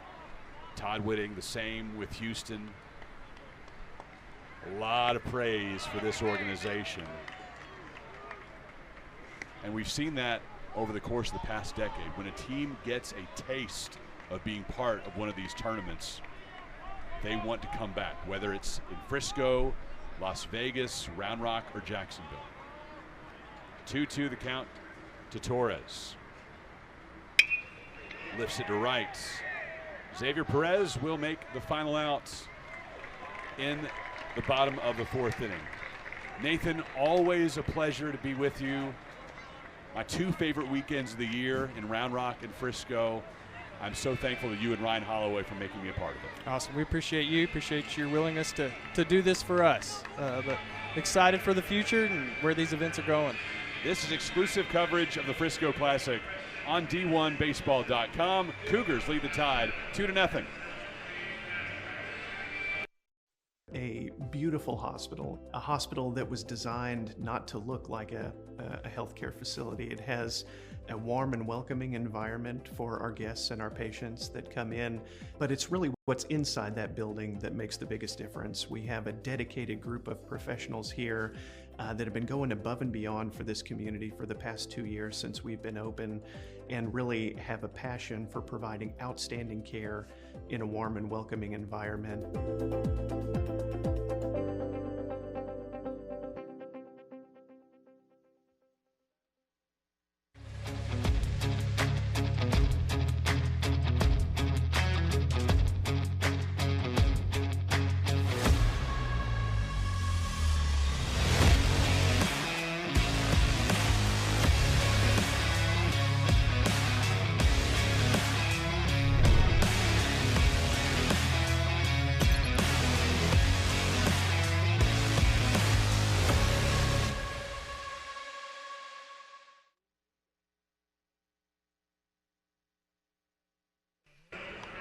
You're watching the Frisco College Baseball Classic, and it's time for Raisin Cane's Trivia. We'll give you the question right now, the answer in the next half inning. When was Raisin Cane's founded? Is it A, 1992, B, 1996, or C, 2002? This is your 4th broadcast of the weekend, Jackie Longchamp. I believe you're under 500. I'm unfortunately under 500. Yeah. 1 and 2? 1 and 2. But if we're looking at my Jacksonville slate as well, it's not looking pretty, boys. Backhanded stab by Holt. Vaughn can't pick it out of the dirt. And Perez is aboard. Check that, Fields is aboard to start the 5th. Fields came up in the 4th, had an 0-1 count against him, but returns to the plate after Irvin Weems was caught stealing home. Almost a remarkable play going to his left, and it's going to take a perfect throw. He throws a long hop, and Vaughn just unable to pick it on the other side. Now this is Perez. So think about your answer. your knowledge of chicken fingers. Love. I lived in Baton Rouge for 4 years, and as you learned on an earlier trivia question, that is where Raising Cane's was founded. Been to the OG location many times, right outside the gates of LSU. 1-0 pitch into right field, fading towards the wall. One hopper to the base of that right field fence. Houston able to add a run here in the 5th. If Fields would have been on his horse, but he stops at second. Oh my gosh, base running mistake. Jack, I was taking that for granted that he was off and running. Well, you gotta hold your horses here. I think what he's probably assuming, this ball's gone or being caught with it hanging up in the air the way that it did. And Steele plays this wisely off the bag, but you're right. In that case scenario, you'd love to have seen Blake Fields hanging out midway, sees ball down on his way to third, but instead, double play still in order for Alabama. A long single for Xavier Perez. Oh my. I'm talking chicken fingers and not watching the runner. Well, maybe he was dreaming of chicken fingers. That's why maybe he fell asleep over there a little bit. We've got Cane's digital billboards all over this place. It's enough to make you hungry, that's for sure. Maxey showing bunt. That one bunted back at Neal. Let him shake that off. You know, we've already seen one bunt, first and second, nobody out of Houston today.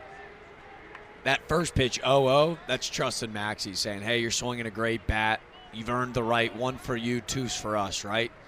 So 0-1, he tries to get the bunt down, unable to do so. Now 0-2, got to find a way to get a job done.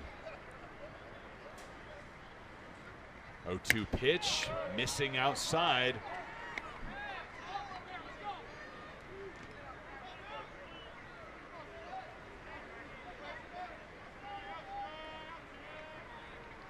Evan Steckmesser in his second inning of work. That one's tapped foul.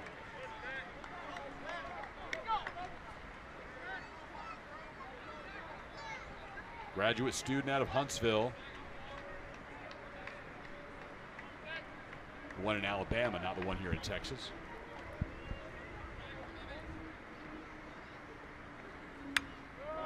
Again, fouled away. A lot of baseball left to be played, and just still here in the 5th. This feels like a big moment in the game. The first, second, nobody out. Feels like Houston's had base runners on all afternoon, and they can cash in a couple more here. It puts a whole lot of pressure on the SEC foe. 1-2 into the outfield. Here comes Fields, waved around. 3-0 Cougars. Third RBI of the day for Dylan Maxey.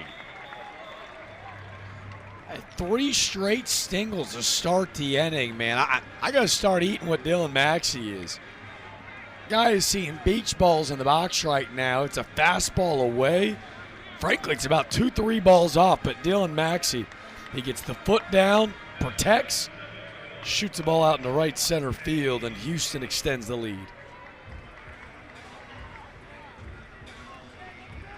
This is an important inning, not just for keeping it close for Alabama, but for giving Evan Steckmesser his confidence back, Jack. He got roughed up in Hattiesburg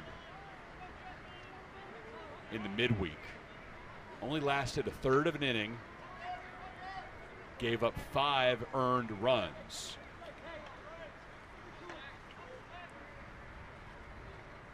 First pitch to Kleiman.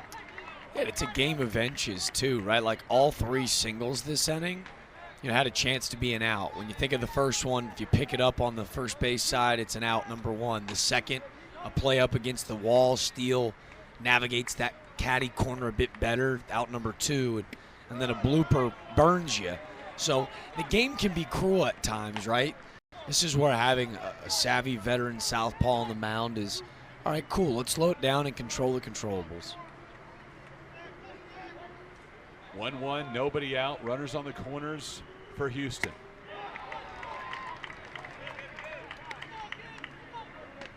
previous 3 outings this season for Steckmesser were solid. No runs allowed against Washington State in an inning, against Alabama State in 2, and against Rhode Island in 2 1/3. But that night in Hattiesburg this past week is one he would like to forget. Which is really the case for everybody on the Alabama roster. Yeah, it's a wash. It's not necessarily tape you turn off and throw away, but that's not who they are. They play poorly defensively, and it's been cool to see the response this week. Check over to first with Perez at third. Perez is getting big over there. I mean, we just saw a potential stolen base, a potential stolen home. Don't see those too often. That's why I'm struggling to get it out. But Houston's feeling frisky on the base path. Got him looking. 78 on the edge. Painted. Just backdoors him. It's a must punch out spot. And here's a breaking ball. Check that thing out. That's a boomerang that slides right in. Totally freezes climbing, and it paints the corner. Now, with Sabathia at the dish, you induce a double play ball.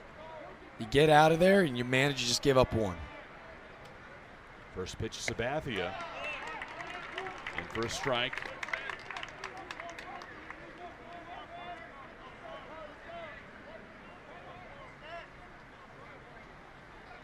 Two-run homer for him yesterday. He's been consistently driving the baseball.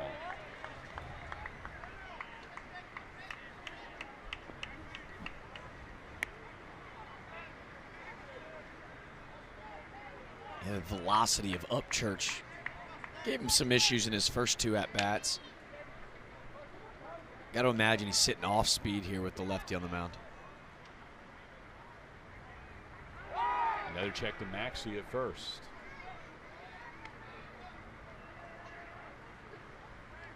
Maxey the backstop. Can't imagine he's going anywhere. Don't want to take the bat out of Sabathia's hand, but maybe just an opportunity to reset the pitch clock on the mound. Now coming home. Driven into the Houston bullpen, or just above it on the concourse. Yeah, there's that slider. It looked like he was all over it. Front foot doesn't get down, collapses a bit on that front side, and he misses, but love the direction, right? He's sit and spin, and his eyes are set to right center field.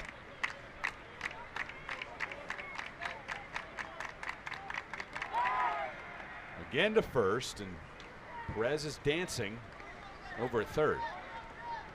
Try to steal home twice and get thrown out twice. It's got to be some kind of record, right? Like, can't tell you the last time I saw it.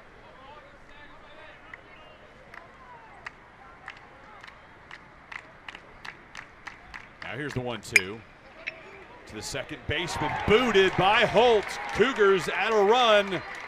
Throw to third, going in head first. Gets past, and Houston goes up 4-0 in Frisco.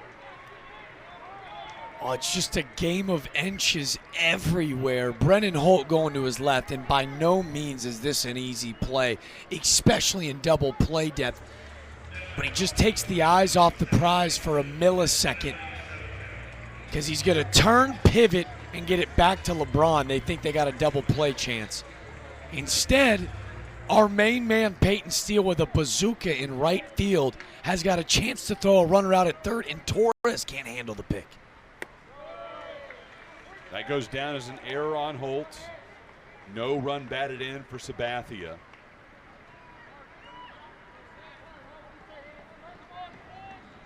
Two in the third, 2 in the fifth for Houston. As the Cougars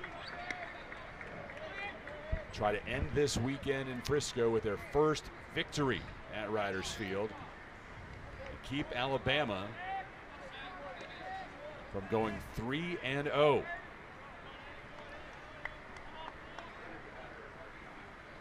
Sabateri.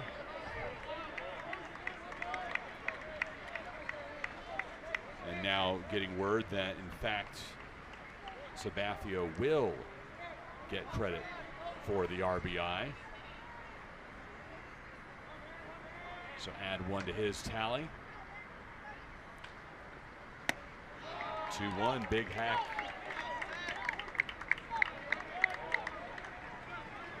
Alabama with a corner infielders in, middle back.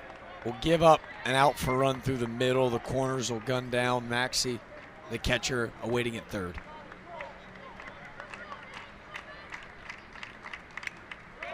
Foul back.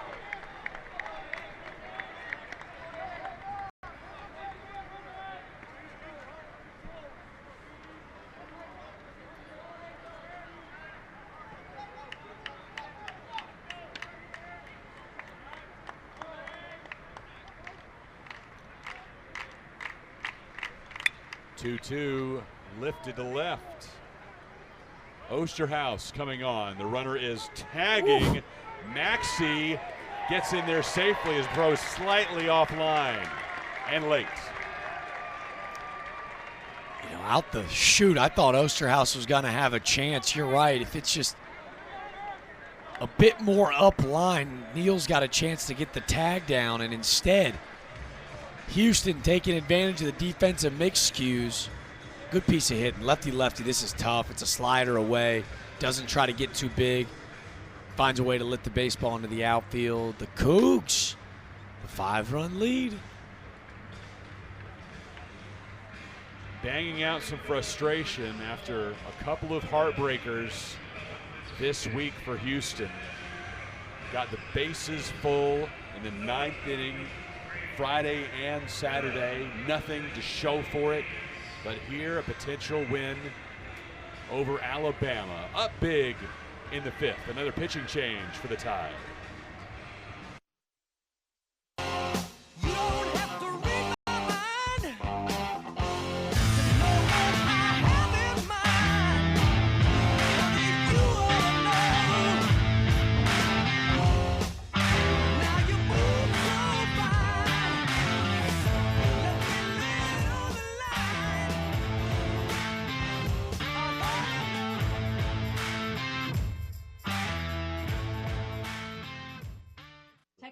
Hospital Frisco is proud to once again sponsor the Frisco College Baseball Classic. This is a special year as it's the 10th year for this tournament here in Frisco.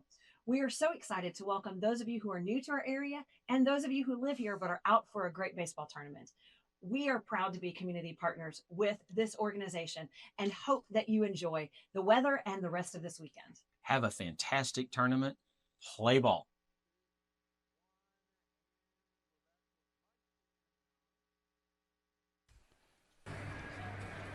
Number 99, Austin Morris will take the bump for Alabama. Redshirt junior out of Warrior, Alabama. Another imposing righty in this ball game, standing at 6'4". This will be his 4th appearance on the season. Last one was in the Saturday game against Rhode Island. Went 2 innings, allowing 1 run on 1 hit. The run was not earned through 19 pitches in that Crimson Tide win. Inherits what's already been a 3-run 5th for Houston and a chance to do more damage with Irvin Weems due up, and just a tough luck inning for the Tide. But if you know anything about Rob Vaughn's ball club, they take another punch to the jaw, they're getting right back up off the canvas. Austin Morris, maybe just the guy to do that. Stop the bleeding, if you will. It's a sinker, slider, fastball, changeup mix, and he's able to reach deep in his bag. Sinker, slider from a right-handed hitter. The idea being able to split the plate against righties and lefties.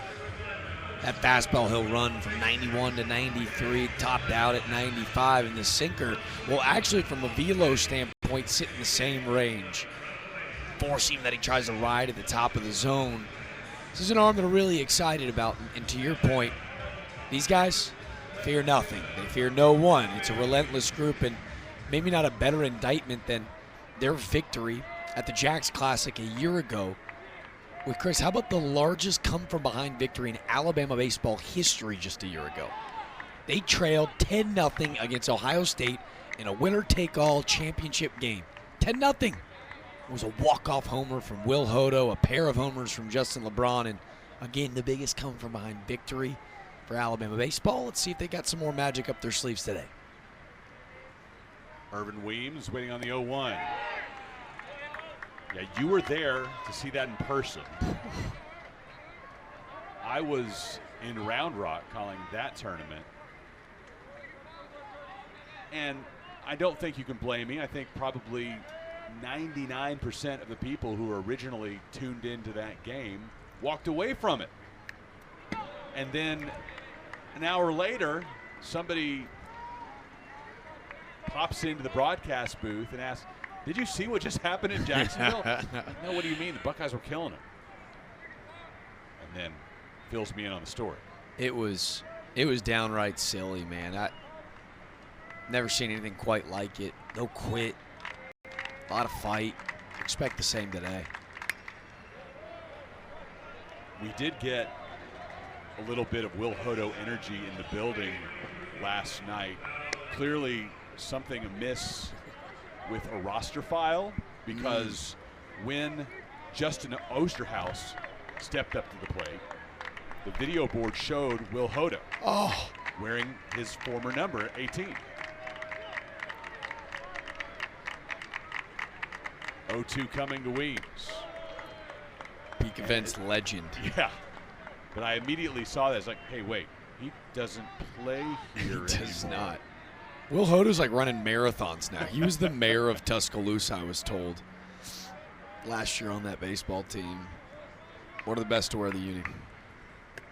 Got him on the 1-2. Going high in the zone. Houston adds 3 in the 5th. 5-0 Cougars in Frisco, looking to end what's been a perfect weekend so far for Alabama.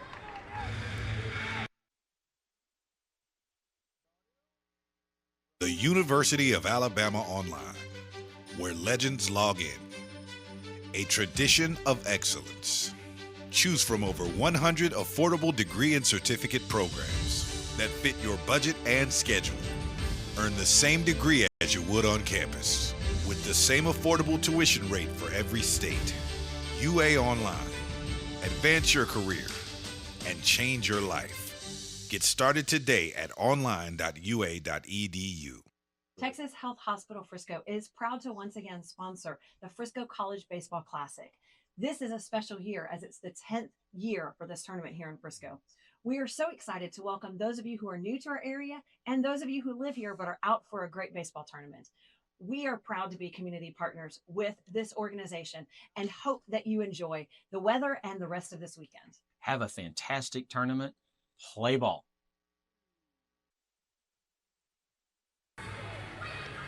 Time for our trivia answer. First, let's repeat the question from Raising Cane's. When was the original Raising Cane's founded? Is it 1992, 96, or 2002? Jack DeLongchamp, your final answer. We got to salvage a Sunday to get back to 500 in regards to trivia, and I've got absolutely no idea, Chris. My deductive reasoning says let's shoot the gap here. I'm going B, 1996. That'd be my guess, too, and I'm not sure about this one. Hey, yes, sir! Let's go! Ending the weekend with a win.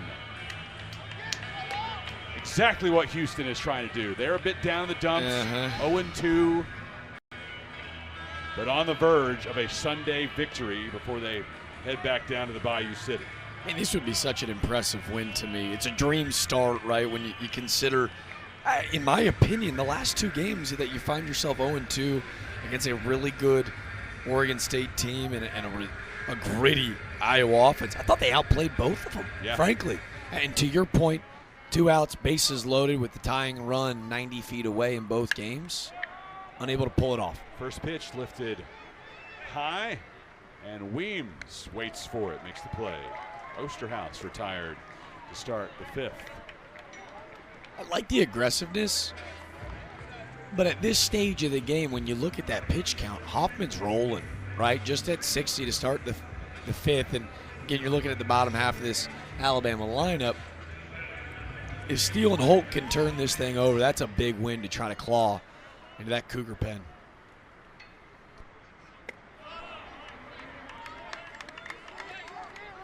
Remember, your all-tournament team ballot is due very soon. I'm reminded of this because the man who will tally those votes, Zach Bigley, has stepped into the booth for a visit. We appreciate his hospitality. The friendly confines have been lovely this weekend. So have you decided, are you going chalk with LeBron as your MVP? Feels fair. Yeah. Feels fair. Stolen base today. Diving Cox can't come up with it. And Steele has a base knock. Maybe you just take Peyton Steele just cuz. I will say this, we got a couple Crimson Tide listening from afar. I should have known this better. Love the high leg kick, big barrel, 102 off the bat. Hunter Brantley, and I believe it was Theo Fernandez on Twitter while you and Nathan were chopping up and talking about all the good stuff that Pete has got going on. They reminded me, I should have known because I had a bunch of golden sombreros. Just 0 for 4, only 2 punchies yesterday for Mr. Steele. So okay. I misspoke on my end. No, that was on me. I have also. Yeah, well, hey, everybody makes mistakes, like Miley Cyrus said. We get it right. And now, again, he went 0 for 5. But the punchies is the sombrero part. Oh, okay. Yeah, Sorry. yeah. Well, no, they got me right, too, and I should have known because Yeah. I've struck out just as many as anybody. I just have my baseball vocabulary messed up things. I think I've called it 0 for 5 regardless of how somebody's been punched out. I always just called it an eBay day. That gets away, bouncing in past Maxey. I need to reread a great book. Okay. The Baseball Thesaurus. Ooh. Are you familiar? I don't think so. I've recommended it to countless broadcasters over the years. I love it. And clearly, I did not reread it in the offseason. I called it over 5 punchies. I just call it the eBay day. That one's grounded to the first base side. Play made by Helton, allowing Steele to move over to third. Ronnie roll over there. But, yeah, eBay day, it's because after 5 strikeouts in one afternoon, you want to take all your stuff and sell it on eBay and be done with it. So I'm with it. Hey, bottom 5 here, down 5. If I'm Houston, this feels big. Hoffman, can he keep rolling? We're quiet in that Houston bullpen. This is his game. If you're Alabama, it does not have to come all at once. I can scratch one across after the crooked number at the top. Feel really good about Bryce Fowler, who's found a couple barrels today. Whiffs at that one. Yeah, hard luck for Fowler. A ground out in the first and a line out in the third. Just hitting it to the wrong place. Weems going back near the track, watching that one, gets past his glove and hits the base of the wall. Fowler has his first base knock, and it's a double to bring home Peyton Steele. Bama on the board. And this is another baseball that just sends Weems drifting all the way back to the wall, and he's upset he doesn't pull this in. I'm not so sure how this ballpark kept this in. Gets jammed up against the wall, and Bryce Fowler, how about the sneaky backside pop from the center fielder? Heck of a swing, as again, just need one. Don't have to get it all back at once. Just need one. Great work from Alabama. That's his third run batted in on the weekend. Had a couple in their 12-2 win over Iowa on Friday.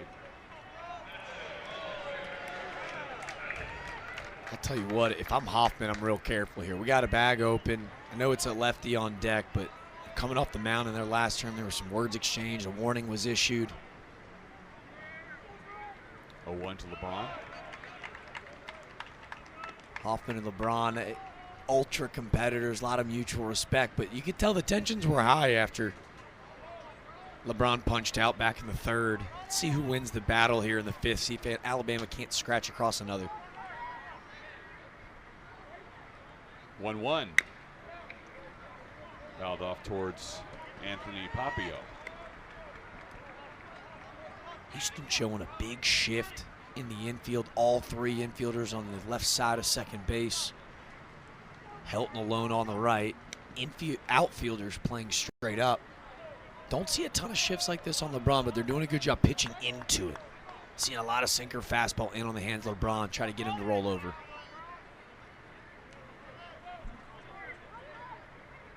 1-2 with a man on second and 2 out. LeBron drives it to left. Weems will make this play for the 3rd out of the 5th.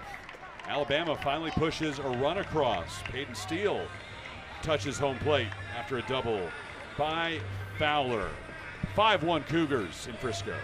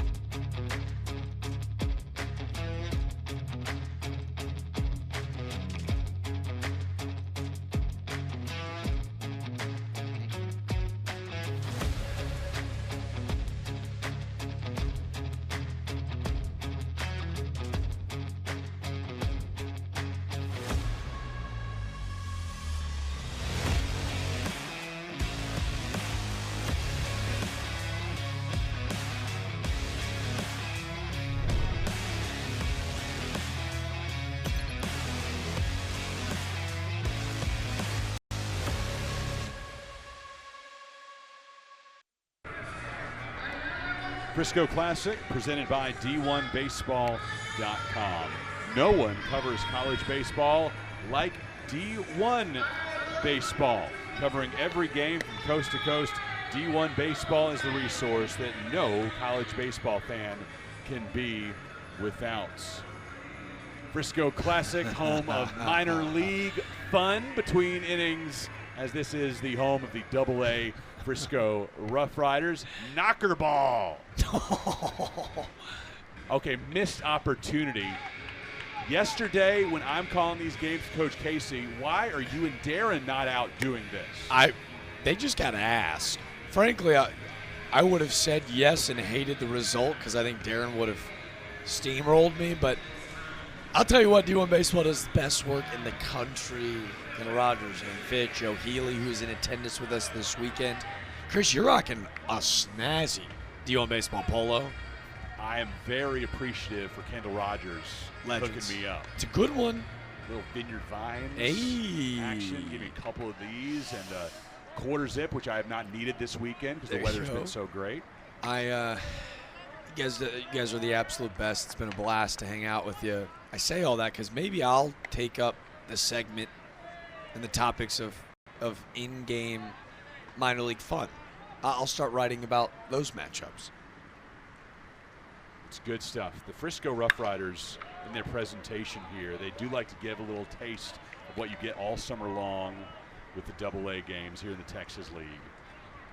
And this is my home ballpark, Jack. I live a little under half an hour from here on a good day. Oh. Sam Rayburn Tollway isn't too busy. Okay. Out here with my son as often as he wants to be. That one's tapped back in to the glove. And then Thursday nights, the Lazy River is only available to those 21 and up. So that's a good summer date night spot right there. Okay. 1-2 to LeBron. He's charging and throwing. Good play by LeBron. So smooth, so deliberate. Little shortstop on shortstop crime. I'm with the Thursday night move. I'll tell you though, Chris, I've been home in 3 weeks.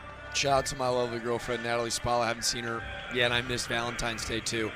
It's going to be a hard sell after 5 months of college baseball to get her to go to more baseball, but she's a keeper, so I might be able to because that rocks. Like, I don't even know if I'd watch the game at that point. See, that's the thing is if you really want to be dialed into the action on the field, no chance because it's a pool party with a baseball game in the background.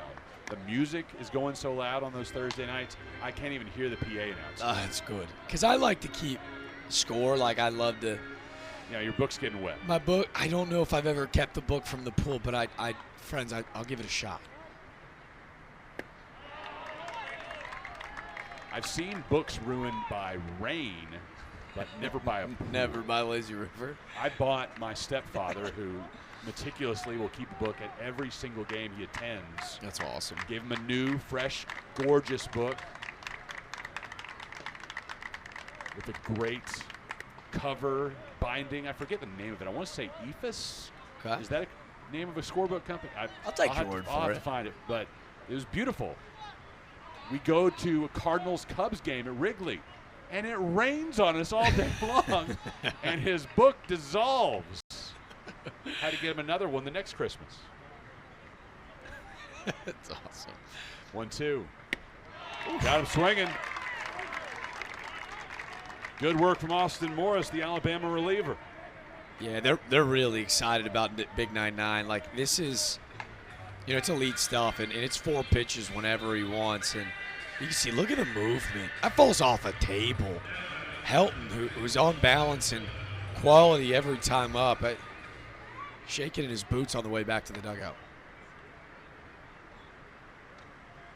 First pitch coming to Blake Fields, who had an infield single his last time up and came around to score for the Cougars. That was his second run of the game. Also was played in the third after singling.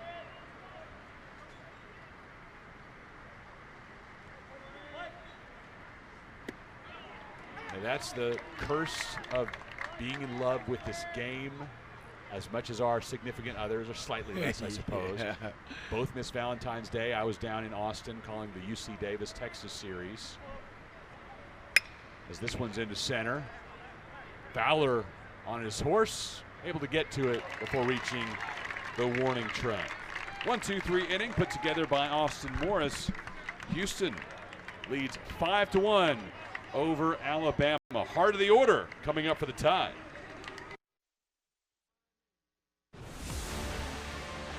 From the front row to the upper level. From epic concerts to heart-stopping games. Tickets for Less puts you where the action is.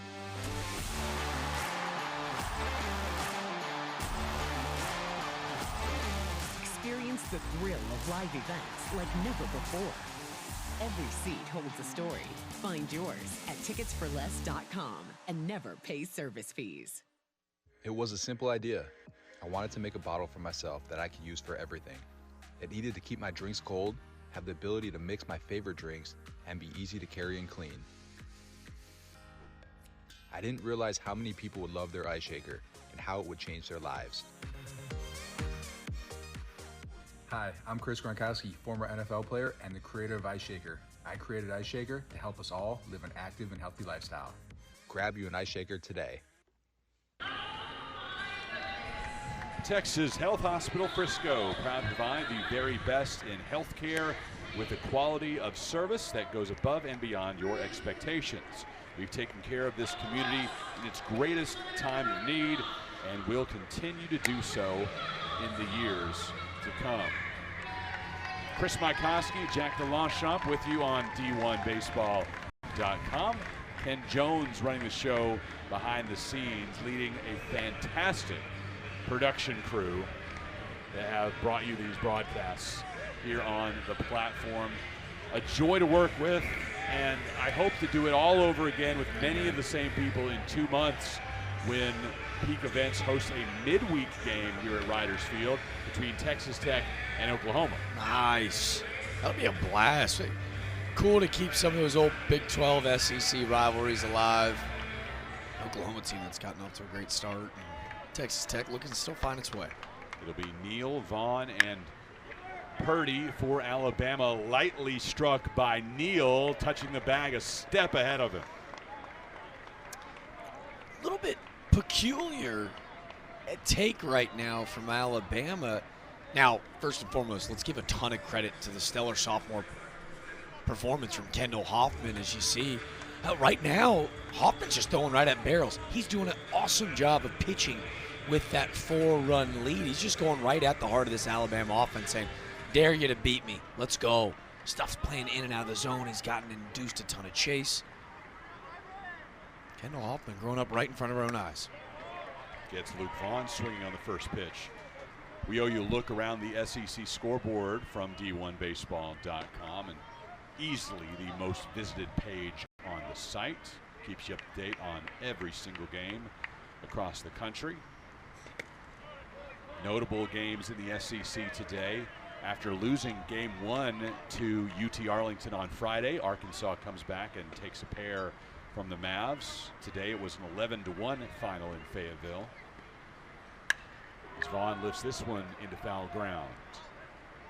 Nearing the line and watching that one just get out. Ole Miss falling to Coastal Carolina today. Shantz 9, Rebels 2 down at the Astros ballpark. Get right game for Coastal Carolina. It's just like a lot of the conversation we've had about Iowa. They are battered and bruised on the mound right now. Oklahoma falls to Gonzaga today in Norman, 7-1. In Arlington, not far from where we're sitting right now, Tennessee beats Virginia Tech 3-1. To the shortstop, Cox. Over to first. 2 up and 2 down to Bama. Mentioned earlier about the Las Vegas College Baseball Classic. Vanderbilt losing to Oregon 6-4. South Carolina falling to Clemson this afternoon. 7-2, the Tiger victory. What was the series? 2-1 Clemson. 2-1 Clemson, yeah. Emotional South Carolina win on Friday night. Yeah. Clemson storms back yesterday with one of the most impressive pitching performance of maybe the year. Michael Sherman, the Tennessee transfer, complete game. Chris, only 78 pitches thrown. First pitch to Purdy is fouled away. Later on tonight's marquee matchup involving an SEC team, Texas A&M against the Big 12's Arizona State Sun Devils. That's at Globe Life Field in Arlington. So I hear that you and Darren aren't going back home until tomorrow. So do we go? Do we make the move? Hop on down. Why not? Wouldn't be too shabby. That A&M team get beat up a little bit by the #1 team in the country, UCLA, last night, but Michael Early in his second year at the helm has got the Ags feeling good. That's got to be a home game, too, against Arizona State, right, at Globe Life? Have you been to Globe Life yet? So we skated down last night. Oh, did for you? That UCLA game. Yeah, after a awesome showing. You guys get the ending of maybe the weekend. I'm telling you, that Peyton Steele throw, I've still got goosebumps thinking about it. But you weren't in the house for it. Well, you know, can either confirm or deny. You were locked in on the stream at least. 3-2. Got him looking on the payoff pitch. How about Kendall Hoffman? 4th K of the day, 6 innings of work, and he's held the Tide to just a single run. His Cougars lead 5-1. The University of Alabama Online, where legends log in. A tradition of excellence. Choose from over 100 affordable degree and certificate programs that fit your budget and schedule. Earn the same degree as you would on campus, with the same affordable tuition rate for every state. UA Online. Advance your career and change your life. Get started today at online.ua.edu.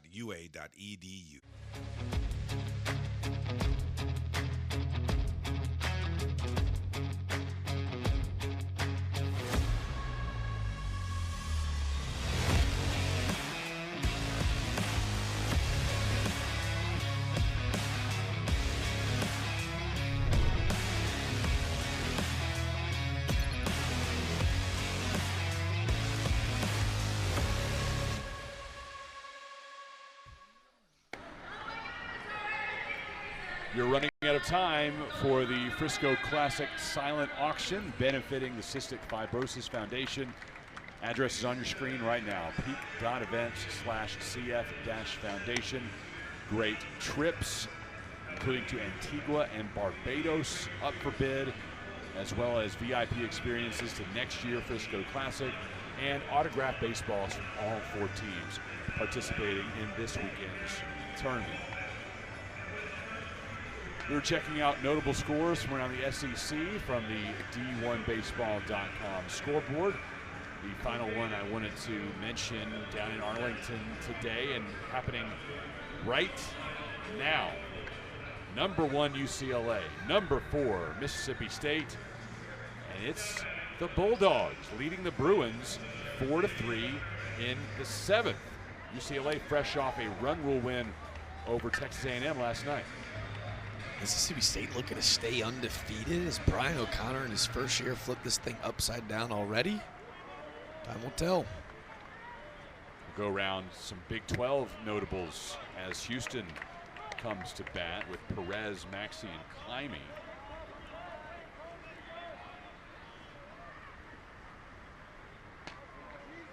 Mentioned Texas Tech is coming here to Frisco in a couple of months for a midweek against Oklahoma. Well, it looks like they will not sweep this weekend series with Cal Bakersfield. In fact, that game just went final. CSU Bakersfield 15, Texas Tech 8 out in Lubbock.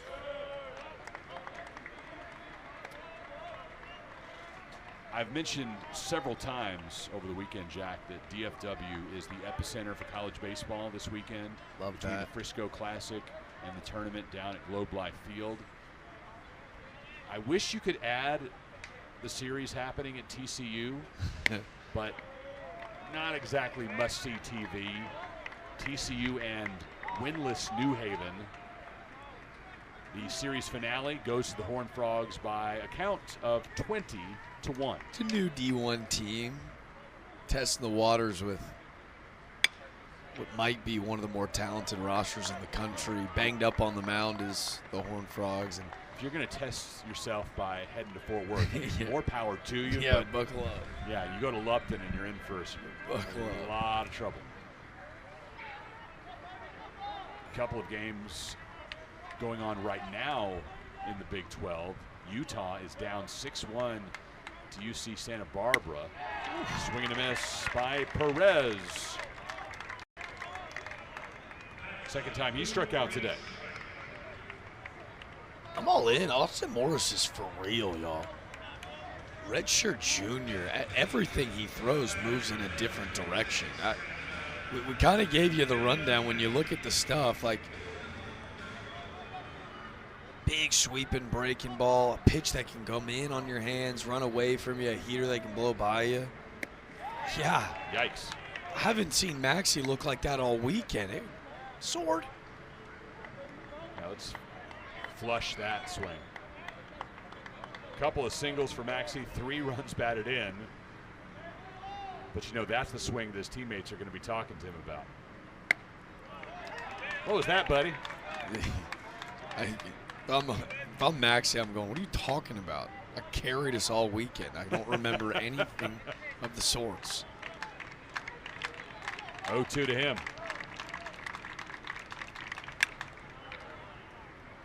Austin Morris inducing a fly ball near the wall. Holt calling off Vaughn to make the catch. It's a really nice play in foul ground. Again, that wind is pushing everything from right to left right now, and Holt doing a good job of navigating foul territory. Finds the tarp. Secures out number 2. We're bringing up Climby. Finishing off a look around the Big 12 today. Second inning in Las Vegas. You can watch that Live Like Lou Las Vegas Classic right here on D1Baseball.com. You are free to open a second window. And Jack and I fully understand if you'd rather listen to Farron and Runes. No, I don't. Mike Squared's great. They're phenomenal. They're the best. But no, you're okay. Stay hang out with us. Arizona is leading UC Irvine in Sin City. It's 1-0 in the second. We mentioned earlier the late Big 12 game between Arizona State and Texas A&M, and also Baylor plays late tonight. They're against UTSA at the Astros tournament.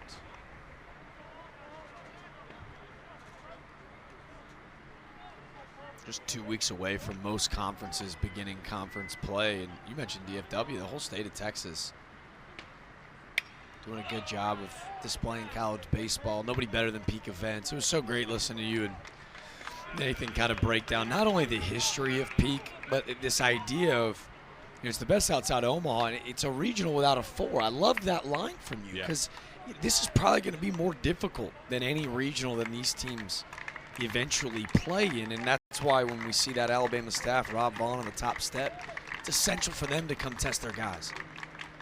2-2 to clip climbing. He got out of the way just in time. Full count. Climby reached on an error in the second, walked in the third, struck out looking in the fifth.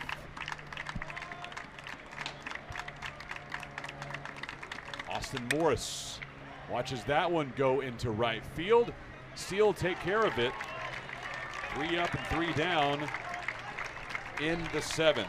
It is stretch time in Frisco for the last time this weekend. Game 6 at the Frisco College Baseball Classic. I wanted to make a bottle for myself that I could use for everything. It needed to keep my drinks cold, have the ability to mix my favorite drinks, and be easy to carry and clean. I didn't realize how many people would love their ice shaker and how it would change their lives. Hi, I'm Chris Gronkowski, former NFL player and the creator of Ice Shaker. I created Ice Shaker to help us all live an active and healthy lifestyle. Grab you an ice shaker today. From the front row to the upper level. From epic concerts to heart-stopping games. Tickets for Less puts you where the action is.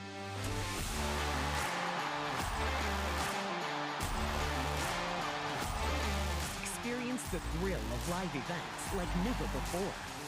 Every seat holds a story. Find yours at ticketsforless.com and never pay service fees. You're watching exclusive coverage of the Frisco College Baseball Classic on D1Baseball.com. He's Jack Longchamp. I'm Chris Majakowski. Of course, he's got the pencil in hand. I hope you're following Pencil Talk. And after this one, we're going to talk about Houston potentially getting back after some heartbreakers this weekend. Didn't want the Cougars to leave that horrible taste in their mouth, and a win over Alabama will be an amazing palate cleanser. Yeah, I think their sophomore righty has set the tone. Sometimes when you experience heartbreak like that, Chris, the idea of one guy stepping foot on that rubber and going, boys, jump on the back, I got you. It's exactly what big number 95 has done today. Hoffman, 6'6" righty from Seminole, Florida. Man, he has pitched with a ton of emotion, frankly, and he's used it to his benefactor. All 3 pitches dialed in. He's held an Alabama offense that we thought was starting to explode onto the scene over the last couple of days to just 3 hits. I mean, come on, what more can you ask out of the big guy? Coach Whitting and company's got to be ecstatic about the steps that their sophomore is making heading into Big 12 play. Alabama will send up Torres, Osterhaus, and Steele.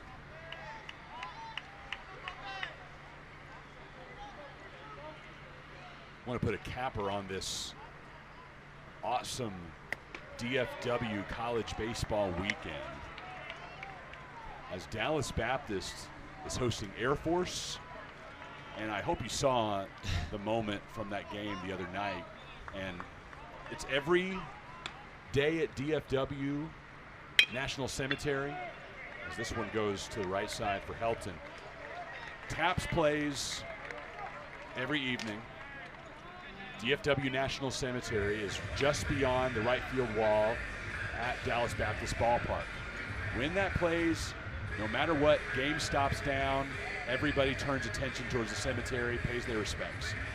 With Air Force in the building, it's even more special, as a couple of former Falcons are buried at that cemetery. Go back and take a look at that video. A lot of different great college baseball resources will have that for you on social media. I've been so thankful. That's one of my favorite college baseball experiences, to be at that stadium, to see that, but with Air Force playing on the opposite side. Just an incredible moment that hard not to give you goosebumps.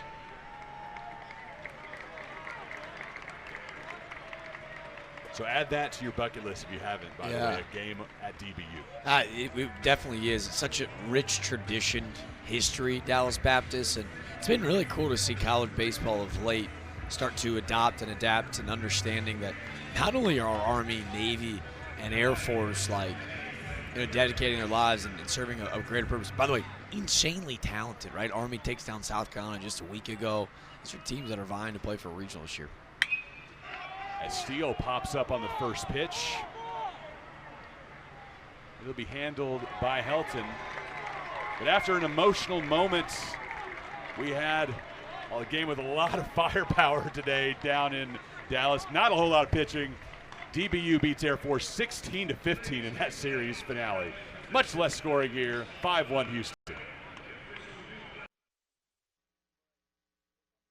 It was a simple idea. I wanted to make a bottle for myself that I could use for everything. It needed to keep my drinks cold, have the ability to mix my favorite drinks, and be easy to carry and clean. I didn't realize how many people would love their ice shaker and how it would change their lives. Hi, I'm Chris Gronkowski, former NFL player and the creator of Ice Shaker. I created Ice Shaker to help us all live an active and healthy lifestyle. Grab you an ice shaker today. The University of Alabama Online, where legends log in. A tradition of excellence. Choose from over 100 affordable degree and certificate programs that fit your budget and schedule. Earn the same degree as you would on campus, with the same affordable tuition rate for every state. UA Online. Advance your career and change your life. Get started today at online.ua.edu.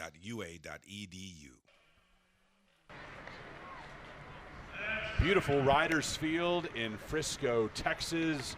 All summer long, the home of the AA Frisco Rough Riders, an affiliate of the Texas Rangers. But on the third weekend of the college baseball season, for a decade now, it's been home to the Frisco College Baseball Classic. Chris Maikowski, Jack DeLachant with Ken Jones behind the scenes, leading our great team. Got to visit with Nathan Wooldridge, the president of Peak Events, earlier today. And can't say it enough, Peak Events puts on the best early season tournaments in all of college baseball. All of these student athletes having a great experience. They're going to go home happy. And potentially all will go home with a victory as Houston leads this one 5-1. Yeah, didn't have enough time to brag on him because he was absolutely cruising. Kendall Hoffman entered today with 9 innings under his belt this season, 5 strikeouts, 4 walks. That was a 4-pitch inning to get his offense back out on the field. Like, we're quietly watching him just catapult past PRs in multiple categories. Like, this is all-time afternoon for the Houston Cougars righty. Missing in the dirt, away to Sabathia. Reached on an error in the 5th that brought home a run, part of a 3-run frame for the Cougars, extending their lead to 5-0. Bama has since added one of their own, cutting the Cougar lead to 4.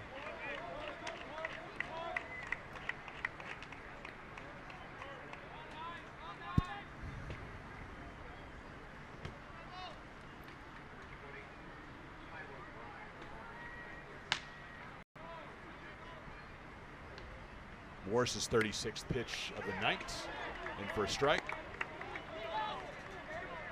He got pinpoint accuracy on the mound.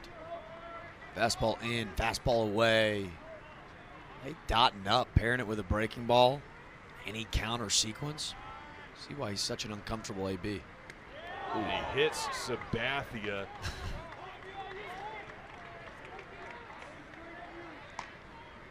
He'll shake it off and head down to first and hear that thump from all the way where we sit up on the 4th floor. I only chuckle as I'm glad to see Sabathia get down to first as I'm bragging on his pinpoint accuracy. That's the first fastball we've seen get away from him. And, you know, this is, you know, Austin Morris, who he's been dialed. Yeah. Throwing up a ton of clean slates and doesn't necessarily a guy that goes long and deep into ball games. So with that HBP, it was clearly a tight leash heading into this inning. Looks like it has ended his day. Jason Jackson heads to the mound to make a change. We'll introduce you to the lefty entering for Alabama. You're watching the Frisco College Baseball Classic.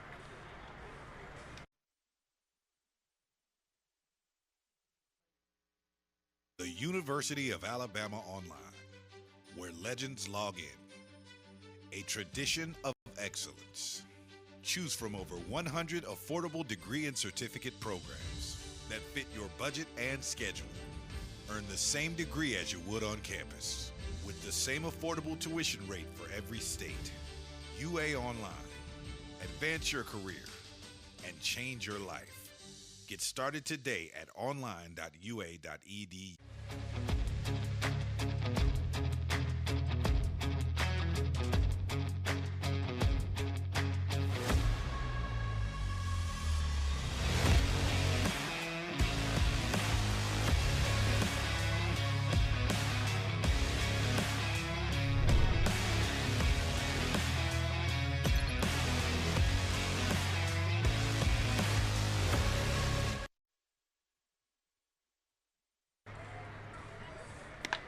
New pitcher for Alabama. It's number 27, Luke Smyers, the freshman from Virginia. As the Tide will give the rookie arm a chance here, trailing 5-1 against Houston. And I'm afraid this celebration could end up being muted, as Alabama has already clinched a Frisco Classic championship. But if Houston holds on to win here, we're not going to see any Tide players jumping into the Lazy River. Now, if the Tide makes a comeback, though, Mr. Longchamp. Cannonballs. Oh, my gosh. Cannonballs. Can you imagine a walk-off bottom of the 9th win and how quickly those student athletes are going to be running out towards that water? I was going to say, they shouldn't even run the bases. He should just hit first and sprint into the pool, but not if Houston has anything thing ever. Oh, my God. A walk-off single, and instead of stopping, just keep sprinting out to right. Rolls right into the Lazy River. I don't know, man. Not if Hoffman. Hoffman might have to go take a dip in that pool. He's going to sell the body out for his boys in just week 3. Like, he is working really efficiently. And Austin Morris was to that point as well. And HBP and Carson Sabathia's day now done, as Houston will turn to a pinch runner. Dickens at first, taking the place of Sabathia. Savateri will try to bring him around.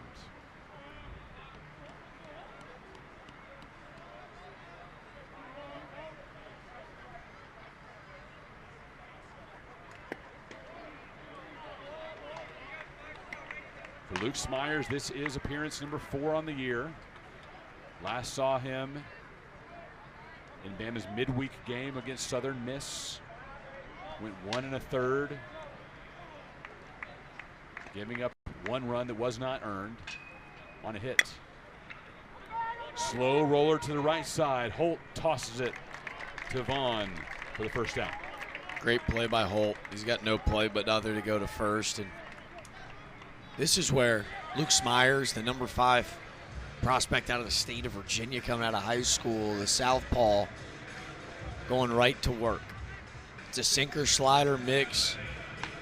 See that sinker up to 94 miles an hour.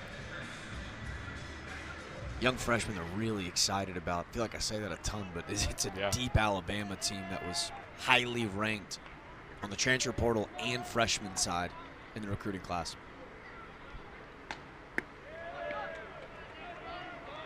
There have been several guys like that over the past few weeks, as I've called the opening series in Austin, Texas against UC Davis, and then the Round Rock Classic last week, Frisco Classic this week. Those freshmen who clearly are not intimidated by the environment. As Dickens will make his way to third, got away from Neal. Houston has potentially a sixth run, standing 90 feet from home plate. Yeah, heady play by Dickens. It looked like Neal was potentially going to backpick there, and he just kind of loses the baseball in the transfer, and Dickens, the pinch runner, coming in and getting the job done. 2-0 pitch through the middle of the infield. Houston adds to its total thanks to an Irvin Weems RBI single. 6-1 Cougars. This Houston team has done exactly what their opponents did to them all weekend. Make a mistake, we're going to pounce all over it. Sack, get him over, pass ball, bring the infield in. Weems makes him pay with a single through the middle. Tyler Cox, bottom of the Houston order. The senior elder statesman for the Cougars grounds to LeBron, who touches the bag and makes it to first. There's that defensive brilliance from Alabama. One more look as Justin LeBron turns two. He can do things on a diamond you've never seen before. 6 unassisted. Yeah, that checks out. Is that the momentum that Alabama uses to get back in this ballgame? They trail by 5 on the other side.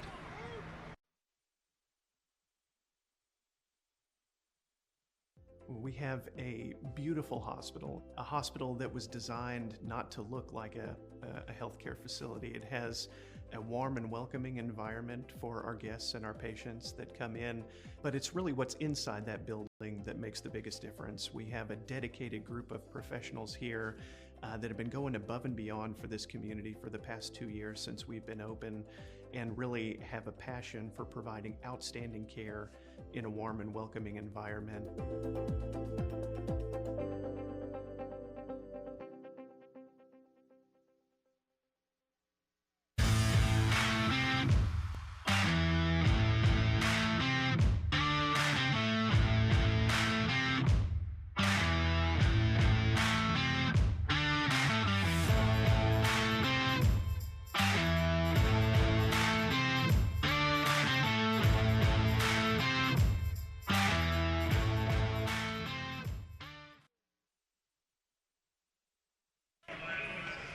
Stay up to date with the Frisco College Baseball Classic year-round.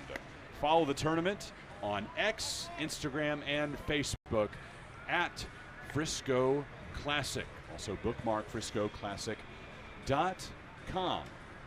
You want to be sure to give that a follow, because that'll be the first place you'll see the 2027 Frisco Classic field when it is ready to be announced.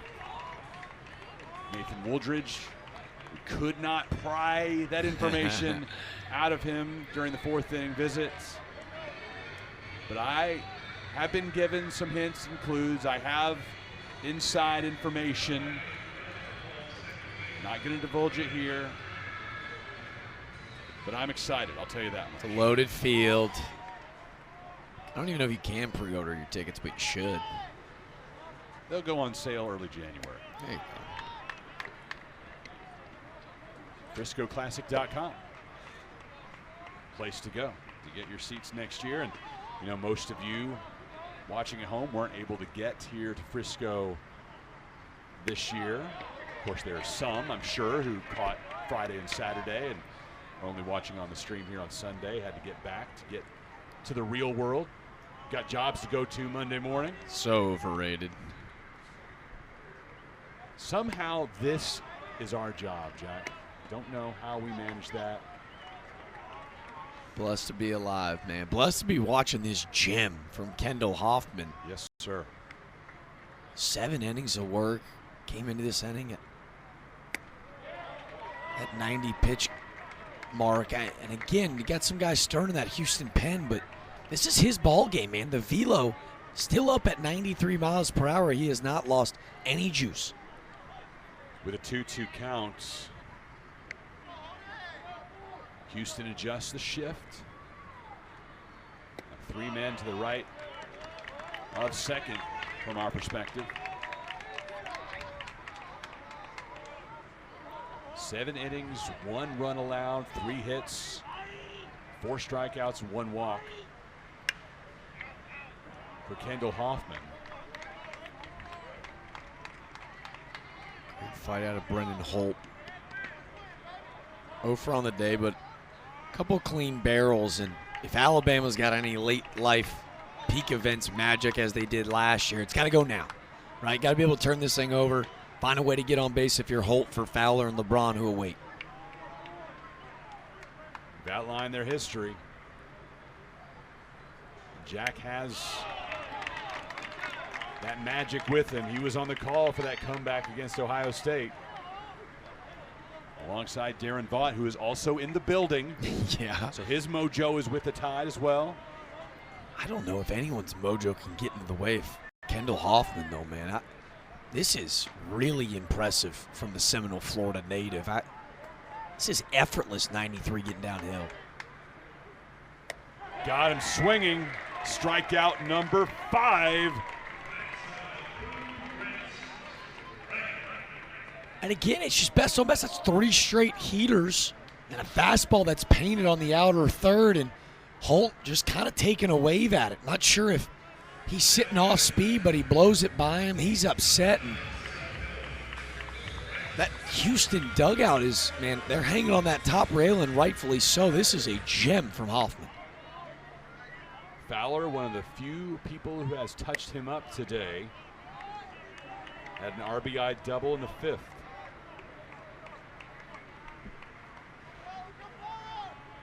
Cemented his spot on my all-tournament team ballot. You get to pick 3 outfielders, 4 infielders, a DH, starting pitcher, and a relief pitcher.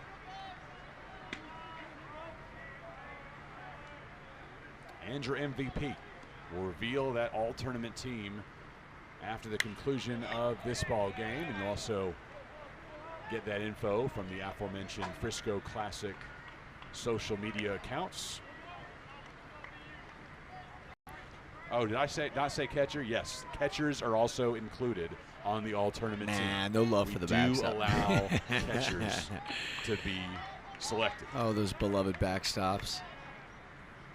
Ken Jones calling me out.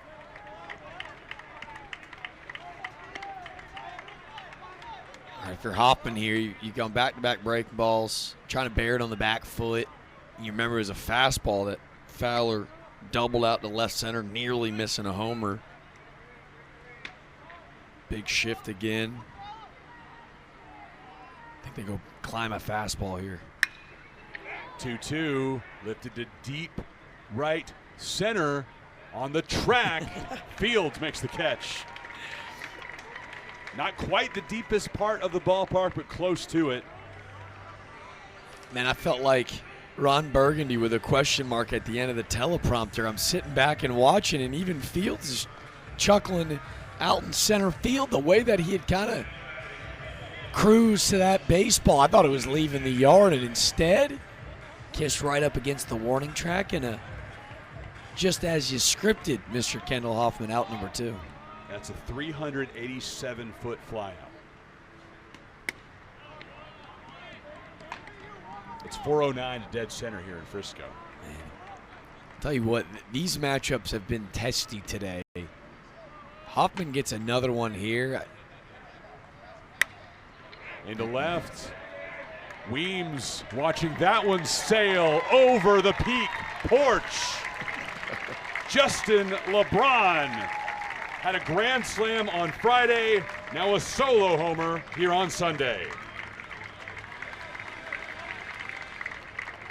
Hoffman won the battle, his last 2 ABs, but you cannot hold this man down for too long. The Tide, no quit, and Justin LeBron, his 7th homer of the year, is a towering fly ball. 108 off the bat. 407 to left center field. Man, it's such a pretty swing, Chris. Like, everything moves in one piece. It's very fluid. That's a slider, right? Out over the heart of the plate, short to it, long through it. Thing of beauty. Like I said earlier today, Jack, and I'm not overstating it, I really think you and I are going to be talking about this weekend for a long time to come. We're going to look back decades from now after both Justin LeBron and Dax Whitney have extensive pro careers and say, we saw them in Frisco. And we saw LeBron with 2 dingers on the weekend, a grand slam and a solo bomb. And it could be soon, right? Like you've seen this most recent trend as college guys, and the game has just gotten so talented, how quickly these guys are making the jump from college baseball, quick pit stop in the minors, and they're right there in the show. Neal to left. Weems has to do some more running. Will he watch that one sail out at the top of the wall? Neal just shy of a homer. Would have been back-to-back for the Tide, but he's at second with 2 out. A little 2-out magic. Not sure what the ruling or the dimensions is. I thought I saw this get over that yellow line, but with the home run terrace fence right in front of it. Nope, Just right below it. underneath it. Regardless, Brady Neal, heck of a swing. Again, now all of a sudden you're seeing the ball travel a little bit. As Kendall Hoffman gets touched around in the last 2 batters of the game, a big smile as this does not take away from the gem that he was just a part of. Man, what a delight to watch him sling the pill this afternoon. Well done, young man. 7 2/3. Fantastic efforts here in Frisco, trying to lift his team to a Sunday win over the Tide. 6-2 Cougars. Alabama chipping away, though, here in the 8th. The University of Alabama Online, where legends log in. A tradition of excellence. Choose from over 100 affordable degree and certificate programs that fit your budget and schedule. Earn the same degree as you would on campus, with the same affordable tuition rate for every state. UA Online. Advance your career and change your life. Get started today at online.ua.edu. It was a simple idea. I wanted to make a bottle for myself that I could use for everything. It needed to keep my drinks cold, have the ability to mix my favorite drinks, and be easy to carry and clean. I didn't realize how many people would love their ice shaker and how it would change their lives. Hi, I'm Chris Gronkowski, former NFL player and the creator of Ice Shaker. I created Ice Shaker to help us all live an active and healthy lifestyle. Grab you an ice shaker today.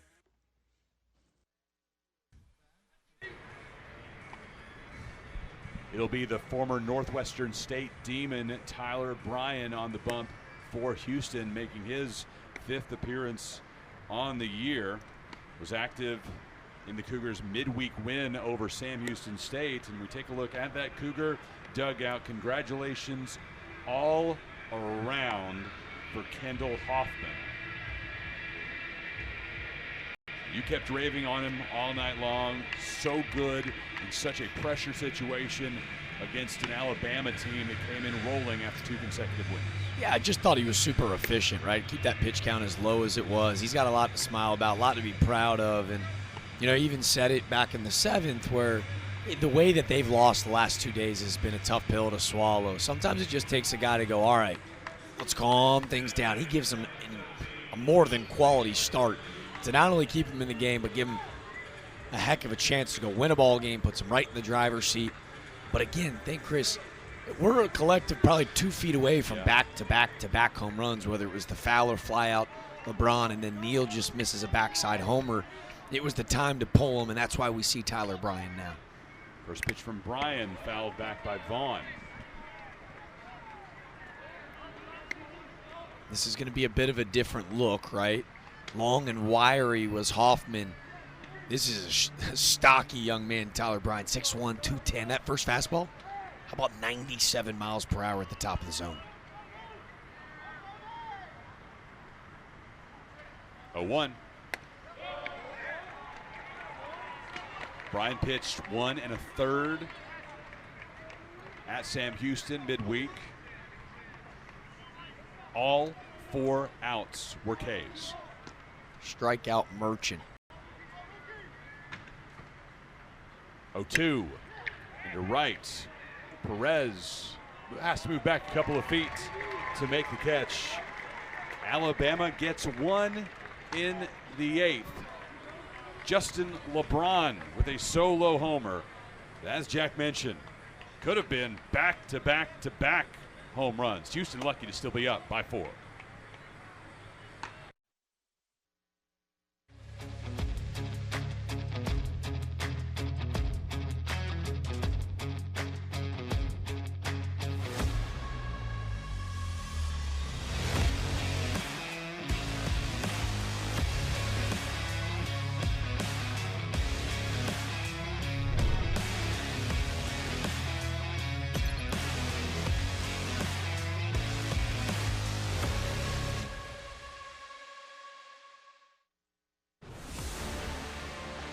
From the front row to the upper level. From epic concerts to heart-stopping games. Tickets for Less puts you where the action is.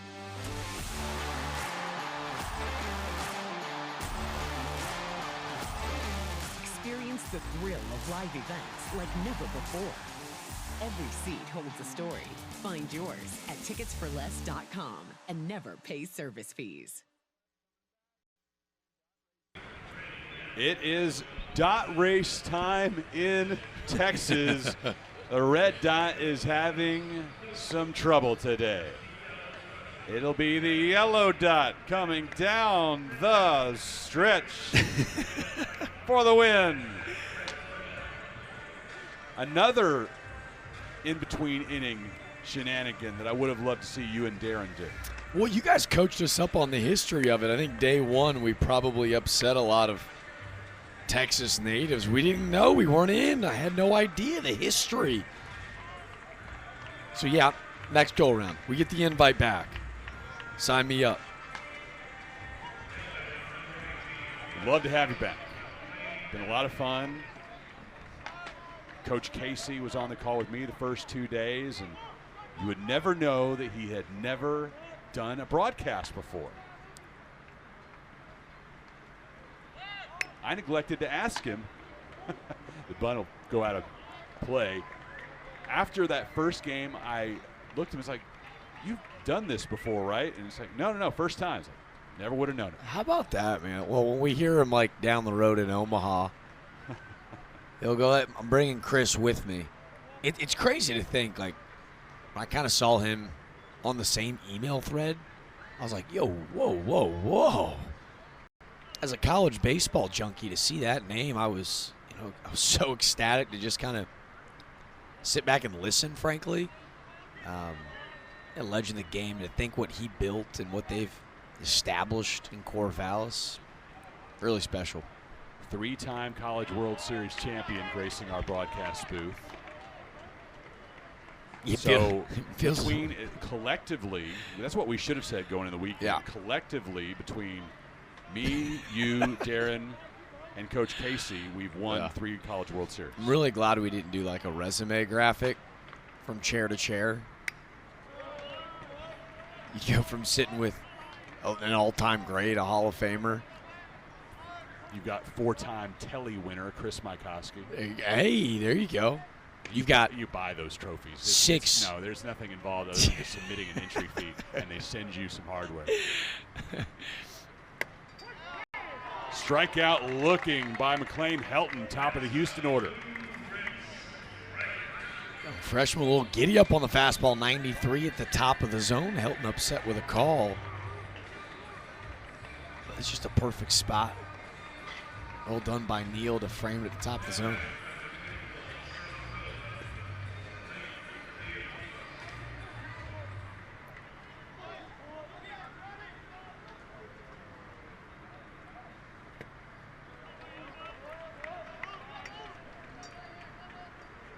Here's Fields. 3 singles for him today and a couple of runs scored.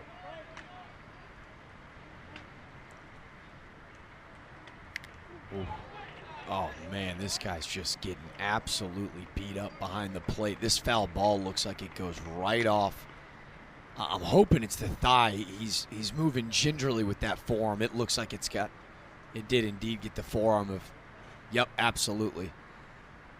Man, he's got that hand tucked behind his leg, but this foul ball goes directly off the forearm of Brady Neal. He's been such a bulldog behind the dish today. Remember, he caught that one ricochet shot off the hit by pitch, and after a long 3-game set, oh my God, immediately.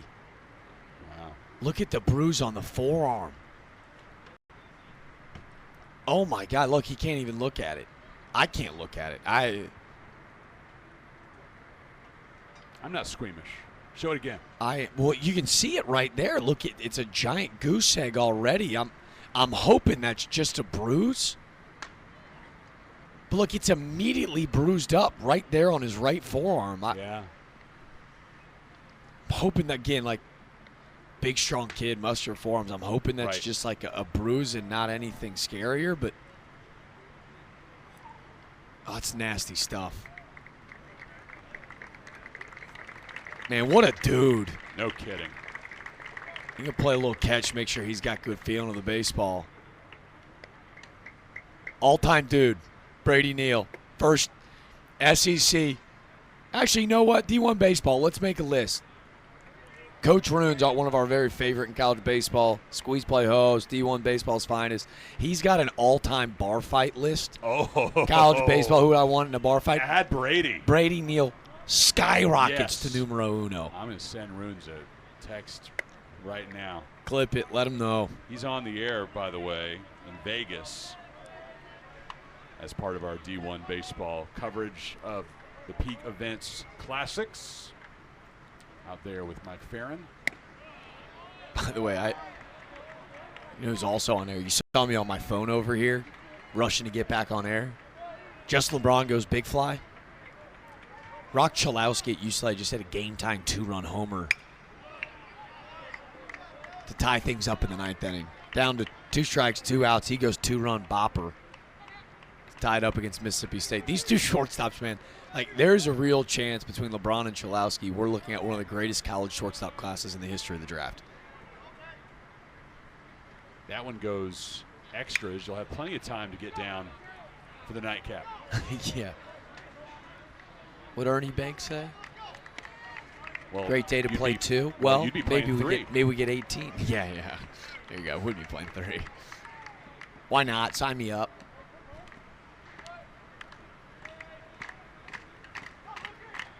Three-two.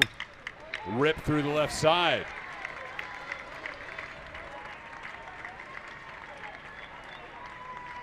Blake Fields with his 3rd, check that, 4th single of the day. 3rd one to leave the infield. All of them just peppered. This is 105, right? And frankly, I think it's a pretty good pitch. 92 in on the hands. I guess you can't go there against Blake Fields. He turns on this baseball. Quick hands from Fields. Here's Perez. Lifting it to center. Fowler going back. Can't make the catch. Against the wall. Extra bases for Perez. Fields stops at 3rd. A double for the Houston right fielder. Let's signify we're eating, because if so, where's the buffet line? He feasts on this breaking ball out over the heart of the plate. 108 to dead central. Surprised the yard even held him, but a linea off the bat of Xavier Perez. That's a couple of times, one to either side, that we've seen balls just in front of where the wall juts out to center. And just shy of a bomb. Leads to a mound visit from Jason Jackson. As Alabama, right now, this is the magic number. They're down by 4. You can still tie the game with one swing of the bat potentially. But every coach will tell you when it gets to 5, it feels a lot more desperate.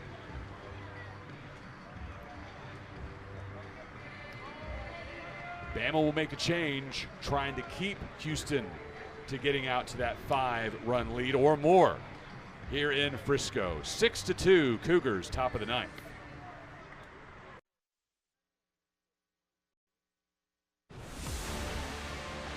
From the front row to the upper level. From epic concerts to heart-stopping games. Tickets for Less puts you where the action is.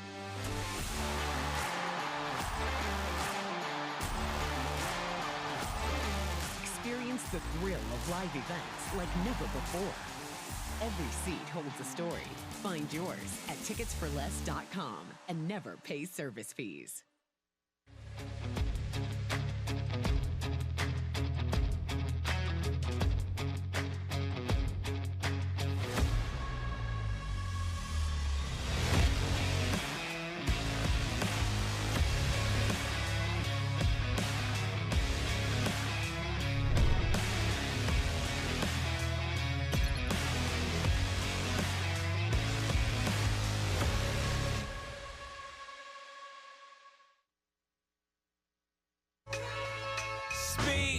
First of all, I want to thank my connect.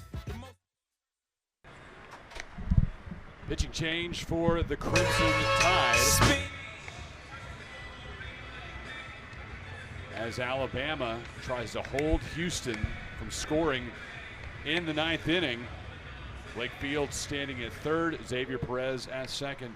Dylan Maxey about to step to the plate, and he'll face Anthony Pesci, the right-hander, a sophomore out of Commerce Township, Michigan.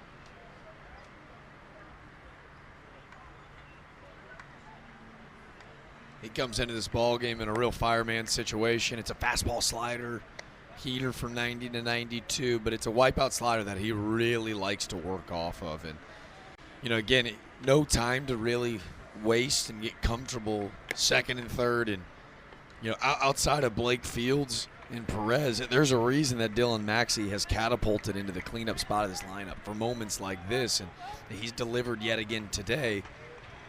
It's go time for Pesci. Expect to see that slider early and often in this AB. His first appearance of the season was in 2 games a year ago and has not allowed a run as a collegiate pitcher. He'll put Maxey aboard with an intentional walk. Yeah, it's kind of curious if they were going to do this. You now get to pitch to Cade Climby, who had the pinch hit double yesterday. Still looking for his first hit of the ball game today, but I think more so, right? Now it allows you to push your middle infield back. The corner comes in. It's a 4-1 potential double play to the plate. You can turn it up the middle still.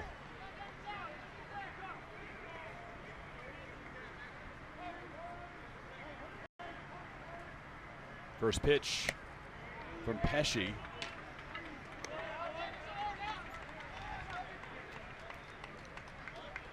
Couple of scoreless frames for him in 2025, hoping to earn a bigger role here in 2026. 1-0 offering. And for a strike, bringing 90 on the outside corner.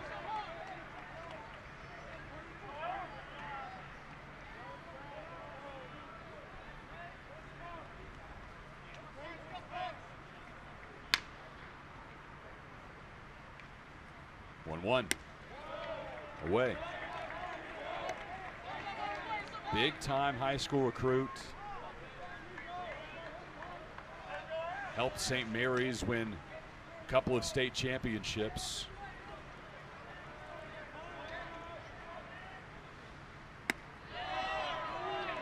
That one just missing, low and away. It's a tough miss, good spot. Now 3-1, he's got a battle. Climby in the driver's seat. 3-1 coming to Climby. Down the pipe. I don't hate the take, too. Climby knows his hot zone, right? Like, they're trying to nibble away. He can be really selective, box something up there. Now 3-2. Bases drunk. Got to find a way to do a job. Got to lift something to the outfield if you're Climby. 3-2. That gets past Holt. Houston adds at least one. That'll be it. as they'll hold Perez at third. Cougars up by 5 in Frisco. Man, what a day from the Houston Cougars. This swing from Climby doesn't try to get too big. It's actually a fastball in the inner third. Little inside out, but misses no barrel here. 107 the other way. Cashes in a run and wisely holding at third with that bazooka and Peyton Steele waiting in right. 7-2 Houston, top of the ninth. Little nubber back to Pesci. Goes to first with it. Houston adds one more. Perez sprints 90 feet. Yeah, it's like he didn't necessarily get a great jump off the mound. Pesci did, delivers the pitch. He's falling off to the left side. And by the time he kind of gets to this baseball, he's looking at first. You'd see if he almost takes away that short hop, he comes charging in almost like an infielder. He might have a play at the plate, but Xavier Perez gets a great read. Sabateri. He was hit by a pitch in the second. Fly down in the third. Sac fly for an RBI in the fifth. And then grounded out in the eighth.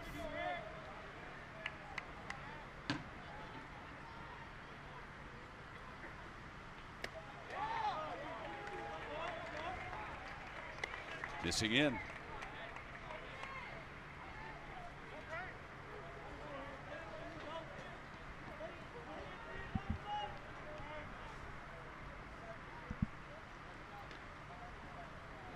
And on second and third for Houston, Sabateri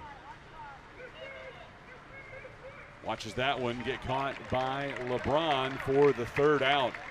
Cougars add a couple of insurance runs in the ninth. It's 8-2. Cougars over the Tide. Last chance for Bama coming up. It was a simple idea. I wanted to make a bottle for myself that I could use for everything. It needed to keep my drinks cold, have the ability to mix my favorite drinks, and be easy to carry and clean.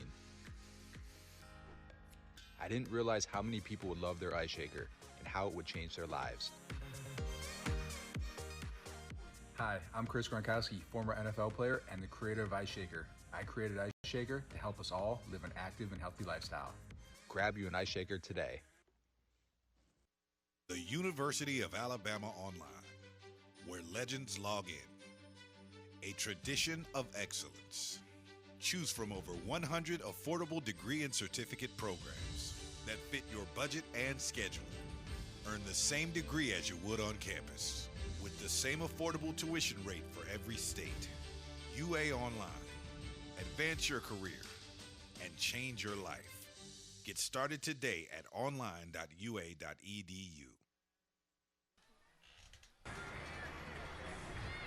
The sun is setting on the 2026 Frisco College Baseball Classic. We are so glad that you decided to spend part of your weekend with us. Darren Vaught, Coach Casey, they're done for the weekend. Great work for them. Jack DeLongchamp and I have one more half inning at least in this experience. Jack's been an experience being with you, truly. Coming in, knowing your huge personality, I was pumped about this for weeks. It was going to be great, and we've had a fun time. It has been a blast hanging out alongside you. You feel like the mayor of the city. I'm just honored to sit next to you in your pocket. I've learned a ton listening to you and Coach Casey, and ditto, man. I've had this weekend highlighted for quite some time.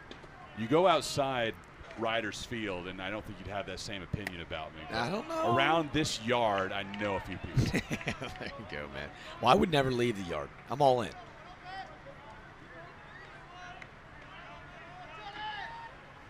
Bottom of the ninth for the Tide. John Lem, Jason Torres, Justin Osterhaus due to the plate for Bama. Love to see Lem here. Caught all weekend. He gets the breather here on Sunday. Now the chance to, potentially pioneer what would be another miraculous come from behind victory. We have seen this before in a peak events classic on D1 baseball. You were there, so tell the full story. What Bama did last year in Florida against Ohio State. Down 10-0. They storm all the way back on the brink of getting run-rolled.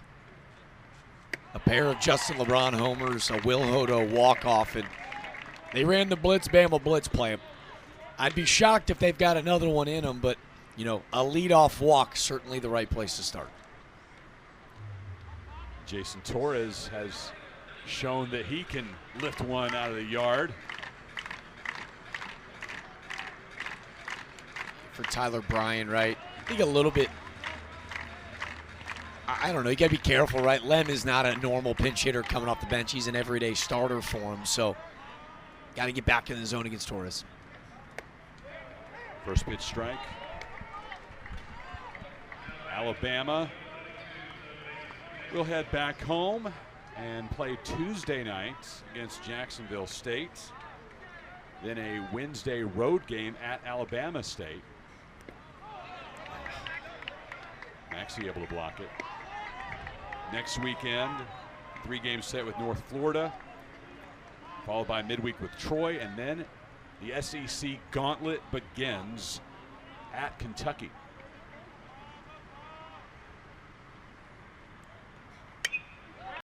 One fouled away.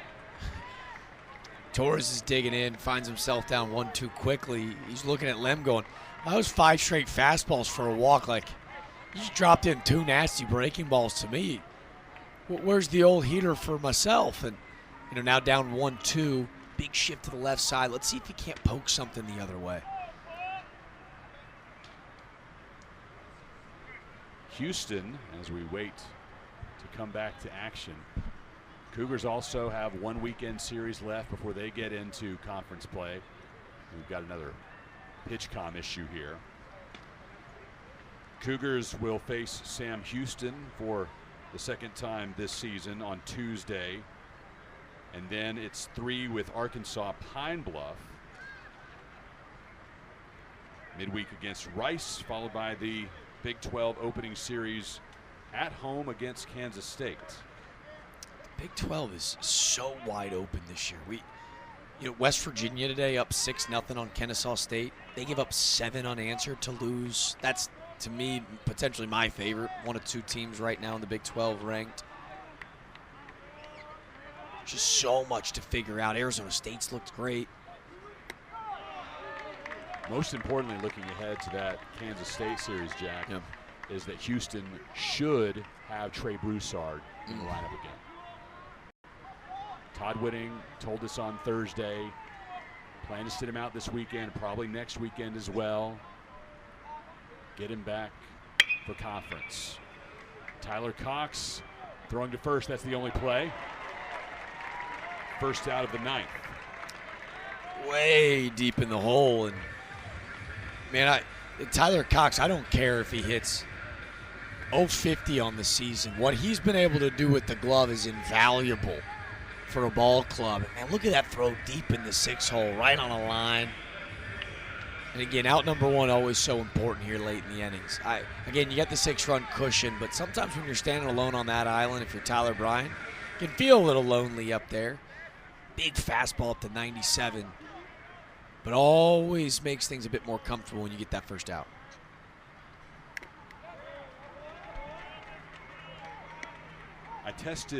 We've been testing your baseball trivia and your chicken finger trivia knowledge all weekend long. By the way, the only 2 questions I got right this weekend, chicken fingers. 0 for 2 on the baseball. This is Osterhaus, 0-1. Quiz real quick on what are the 2 in-season rivalry trophies that Houston plays for? You might have me here. I'm not sure. With so much movement in the Big 12, you got to imagine. I'll give you a hint. Neither is a conference opponent. One's got to be Rice. Yep. That one is the Silver Glove Series. That's good. I like Silver Glove. And the other, I don't know.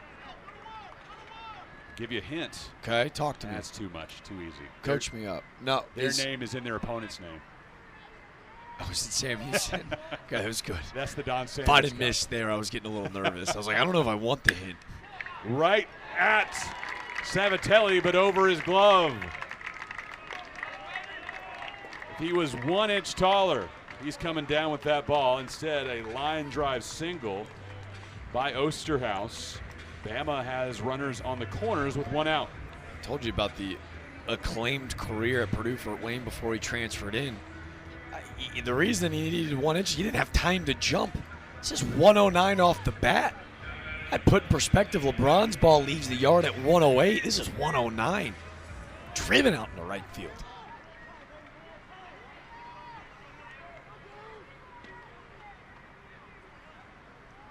First pitch to Steele. Fouled away.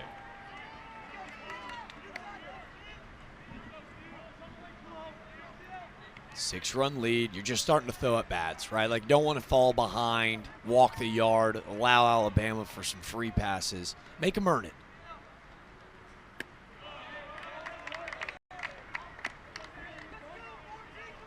Kind of yanks that slider a bit. 90 miles per hour, though? Like, what are we talking about here? A 90-mile-per-hour slider in college baseball. 3 infielders to the left of second base for Steele. Down the pipe at 96 from Bryant.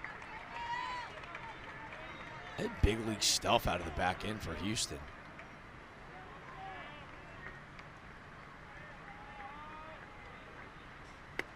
Swing and a miss by Steele. Cougars 1 out away from a victory.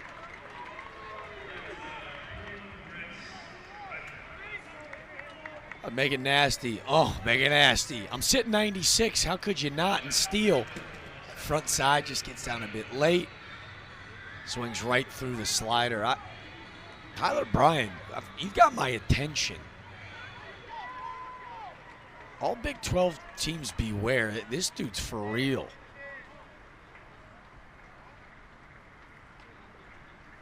Holt. Going into the weekend, Jack, I think we would all have agreed that Houston's bullpen was improved going into this year, but really unproven in high leverage situations. 6-run lead here, but you see with this arm somebody who can absolutely get the job done in the Big 12. Sling it, man. I still scratch your head, and Houston's probably going home thinking, man, we're 1 or 2 swings away from sweeping through this Classic. 1 strike away.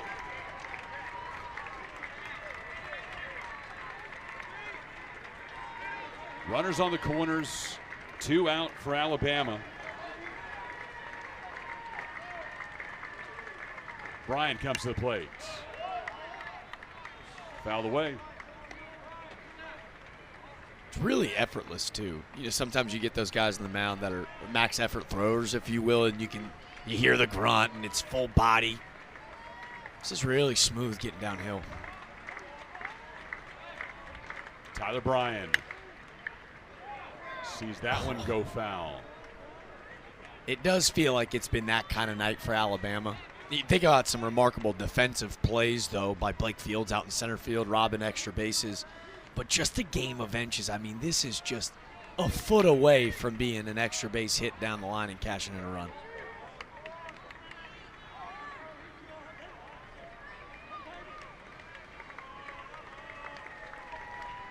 A ball and 2 strikes with 2 out. Runner on the corners. Tyler Bryant, 1 strike away. Did he go around? No.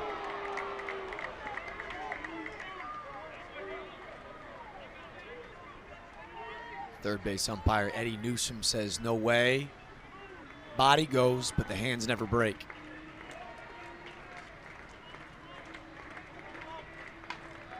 Twos are wild.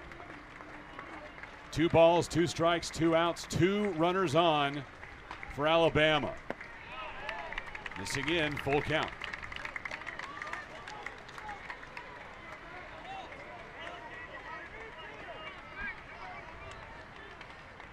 Runners will be on the move. Ball to the gap will score a runner from first. Payoff pitch. Savatelli at second. Gets it to Helton to end the ball game. After a couple of heartbreakers, Houston ends this weekend on a high note. An 8-2 win over Alabama. They moved to 7-4, and we learned a lot about the Cougars on this Sunday afternoon. Impressive stuff. Again, you lose 2-1 to Oregon State on a Dax Whitney day where, frankly, you outplay the Beavs. Offensively, you hang around, bases loaded, 1 out in the 9th inning. You can't get a job done. Fast forward to yesterday. Man, is that a really tight contest with Iowa where they out-hit the Hawkeyes. They play cleaner on defense with the Hawkeyes. They just can't cash in those runners. Well, today, Big 95, Kendall Hoffman said, boys, I'm setting the tone right from the jump. He was electric on the mound, and the offense followed suit. Time for our player of the game, and it is that young man who took the bump, Kendall Hoffman. All-out tremendous effort to lift his team to a win. Take a look at the final numbers. 7 2/3 innings, 2 runs allowed, 5 hits. He struck out 5 and walked 1. Efficient, to say the least, in his 109 pitches. A young sophomore that I think Coach Whitting and this staff going, oh, that's our Sunday guy? Yeah, we feel really good about our odds in Big 12 play. Thought he pitched with a lot of emotion. Never got too emotional, though, Chris, which for me is so essential in a young guy that's kind of learning the ways and the art of pitching. Was really impressed with Kendall Hoffman. Can't wait to keep tabs on him throughout the rest of the season. We'll rewind to the 4th inning for our play of the game, also presented by the University of Alabama Online. Andrew Purdy at the plate, sends it to shallow center, and Blake Fields has a yard sale. There goes the cap. There go the glasses. One of the best catches we saw all weekend long. It's unbelievable that he doesn't even get hurt there. Not only does he get that wrist out of the way, he rolls, and is able to secure the baseball. All smiles for 2-4. He did it with the stick. He did it with the glove. Well, Alabama, despite the loss today, they had already clinched the Frisco Classic Championship. They will head back to Tuscaloosa with this belt in hand. And while today wasn't great, overall, wonderful weekend for the Tide, 2-1, and they get the hardware. And with a loss on Sunday, we don't get the Lazy River celebration. I know. I'm very sad about that. I keep the goggles in my back pocket for next year. Now, do we get to see Jack DeLongchamp jump in after this one's over? That's the big question. I could be convinced. Anything for content, right? Yeah, isn't that the way of the world? Let's take a look at the all-tournament team as selected by members of the media here in Frisco. We got our ballots in earlier today.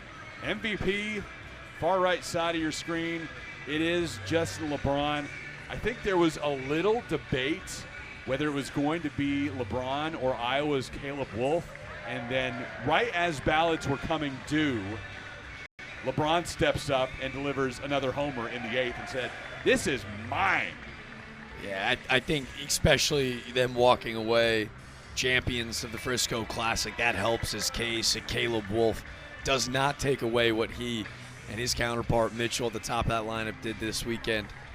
At one point, he was 7 for 7 in 7 straight plate appearances.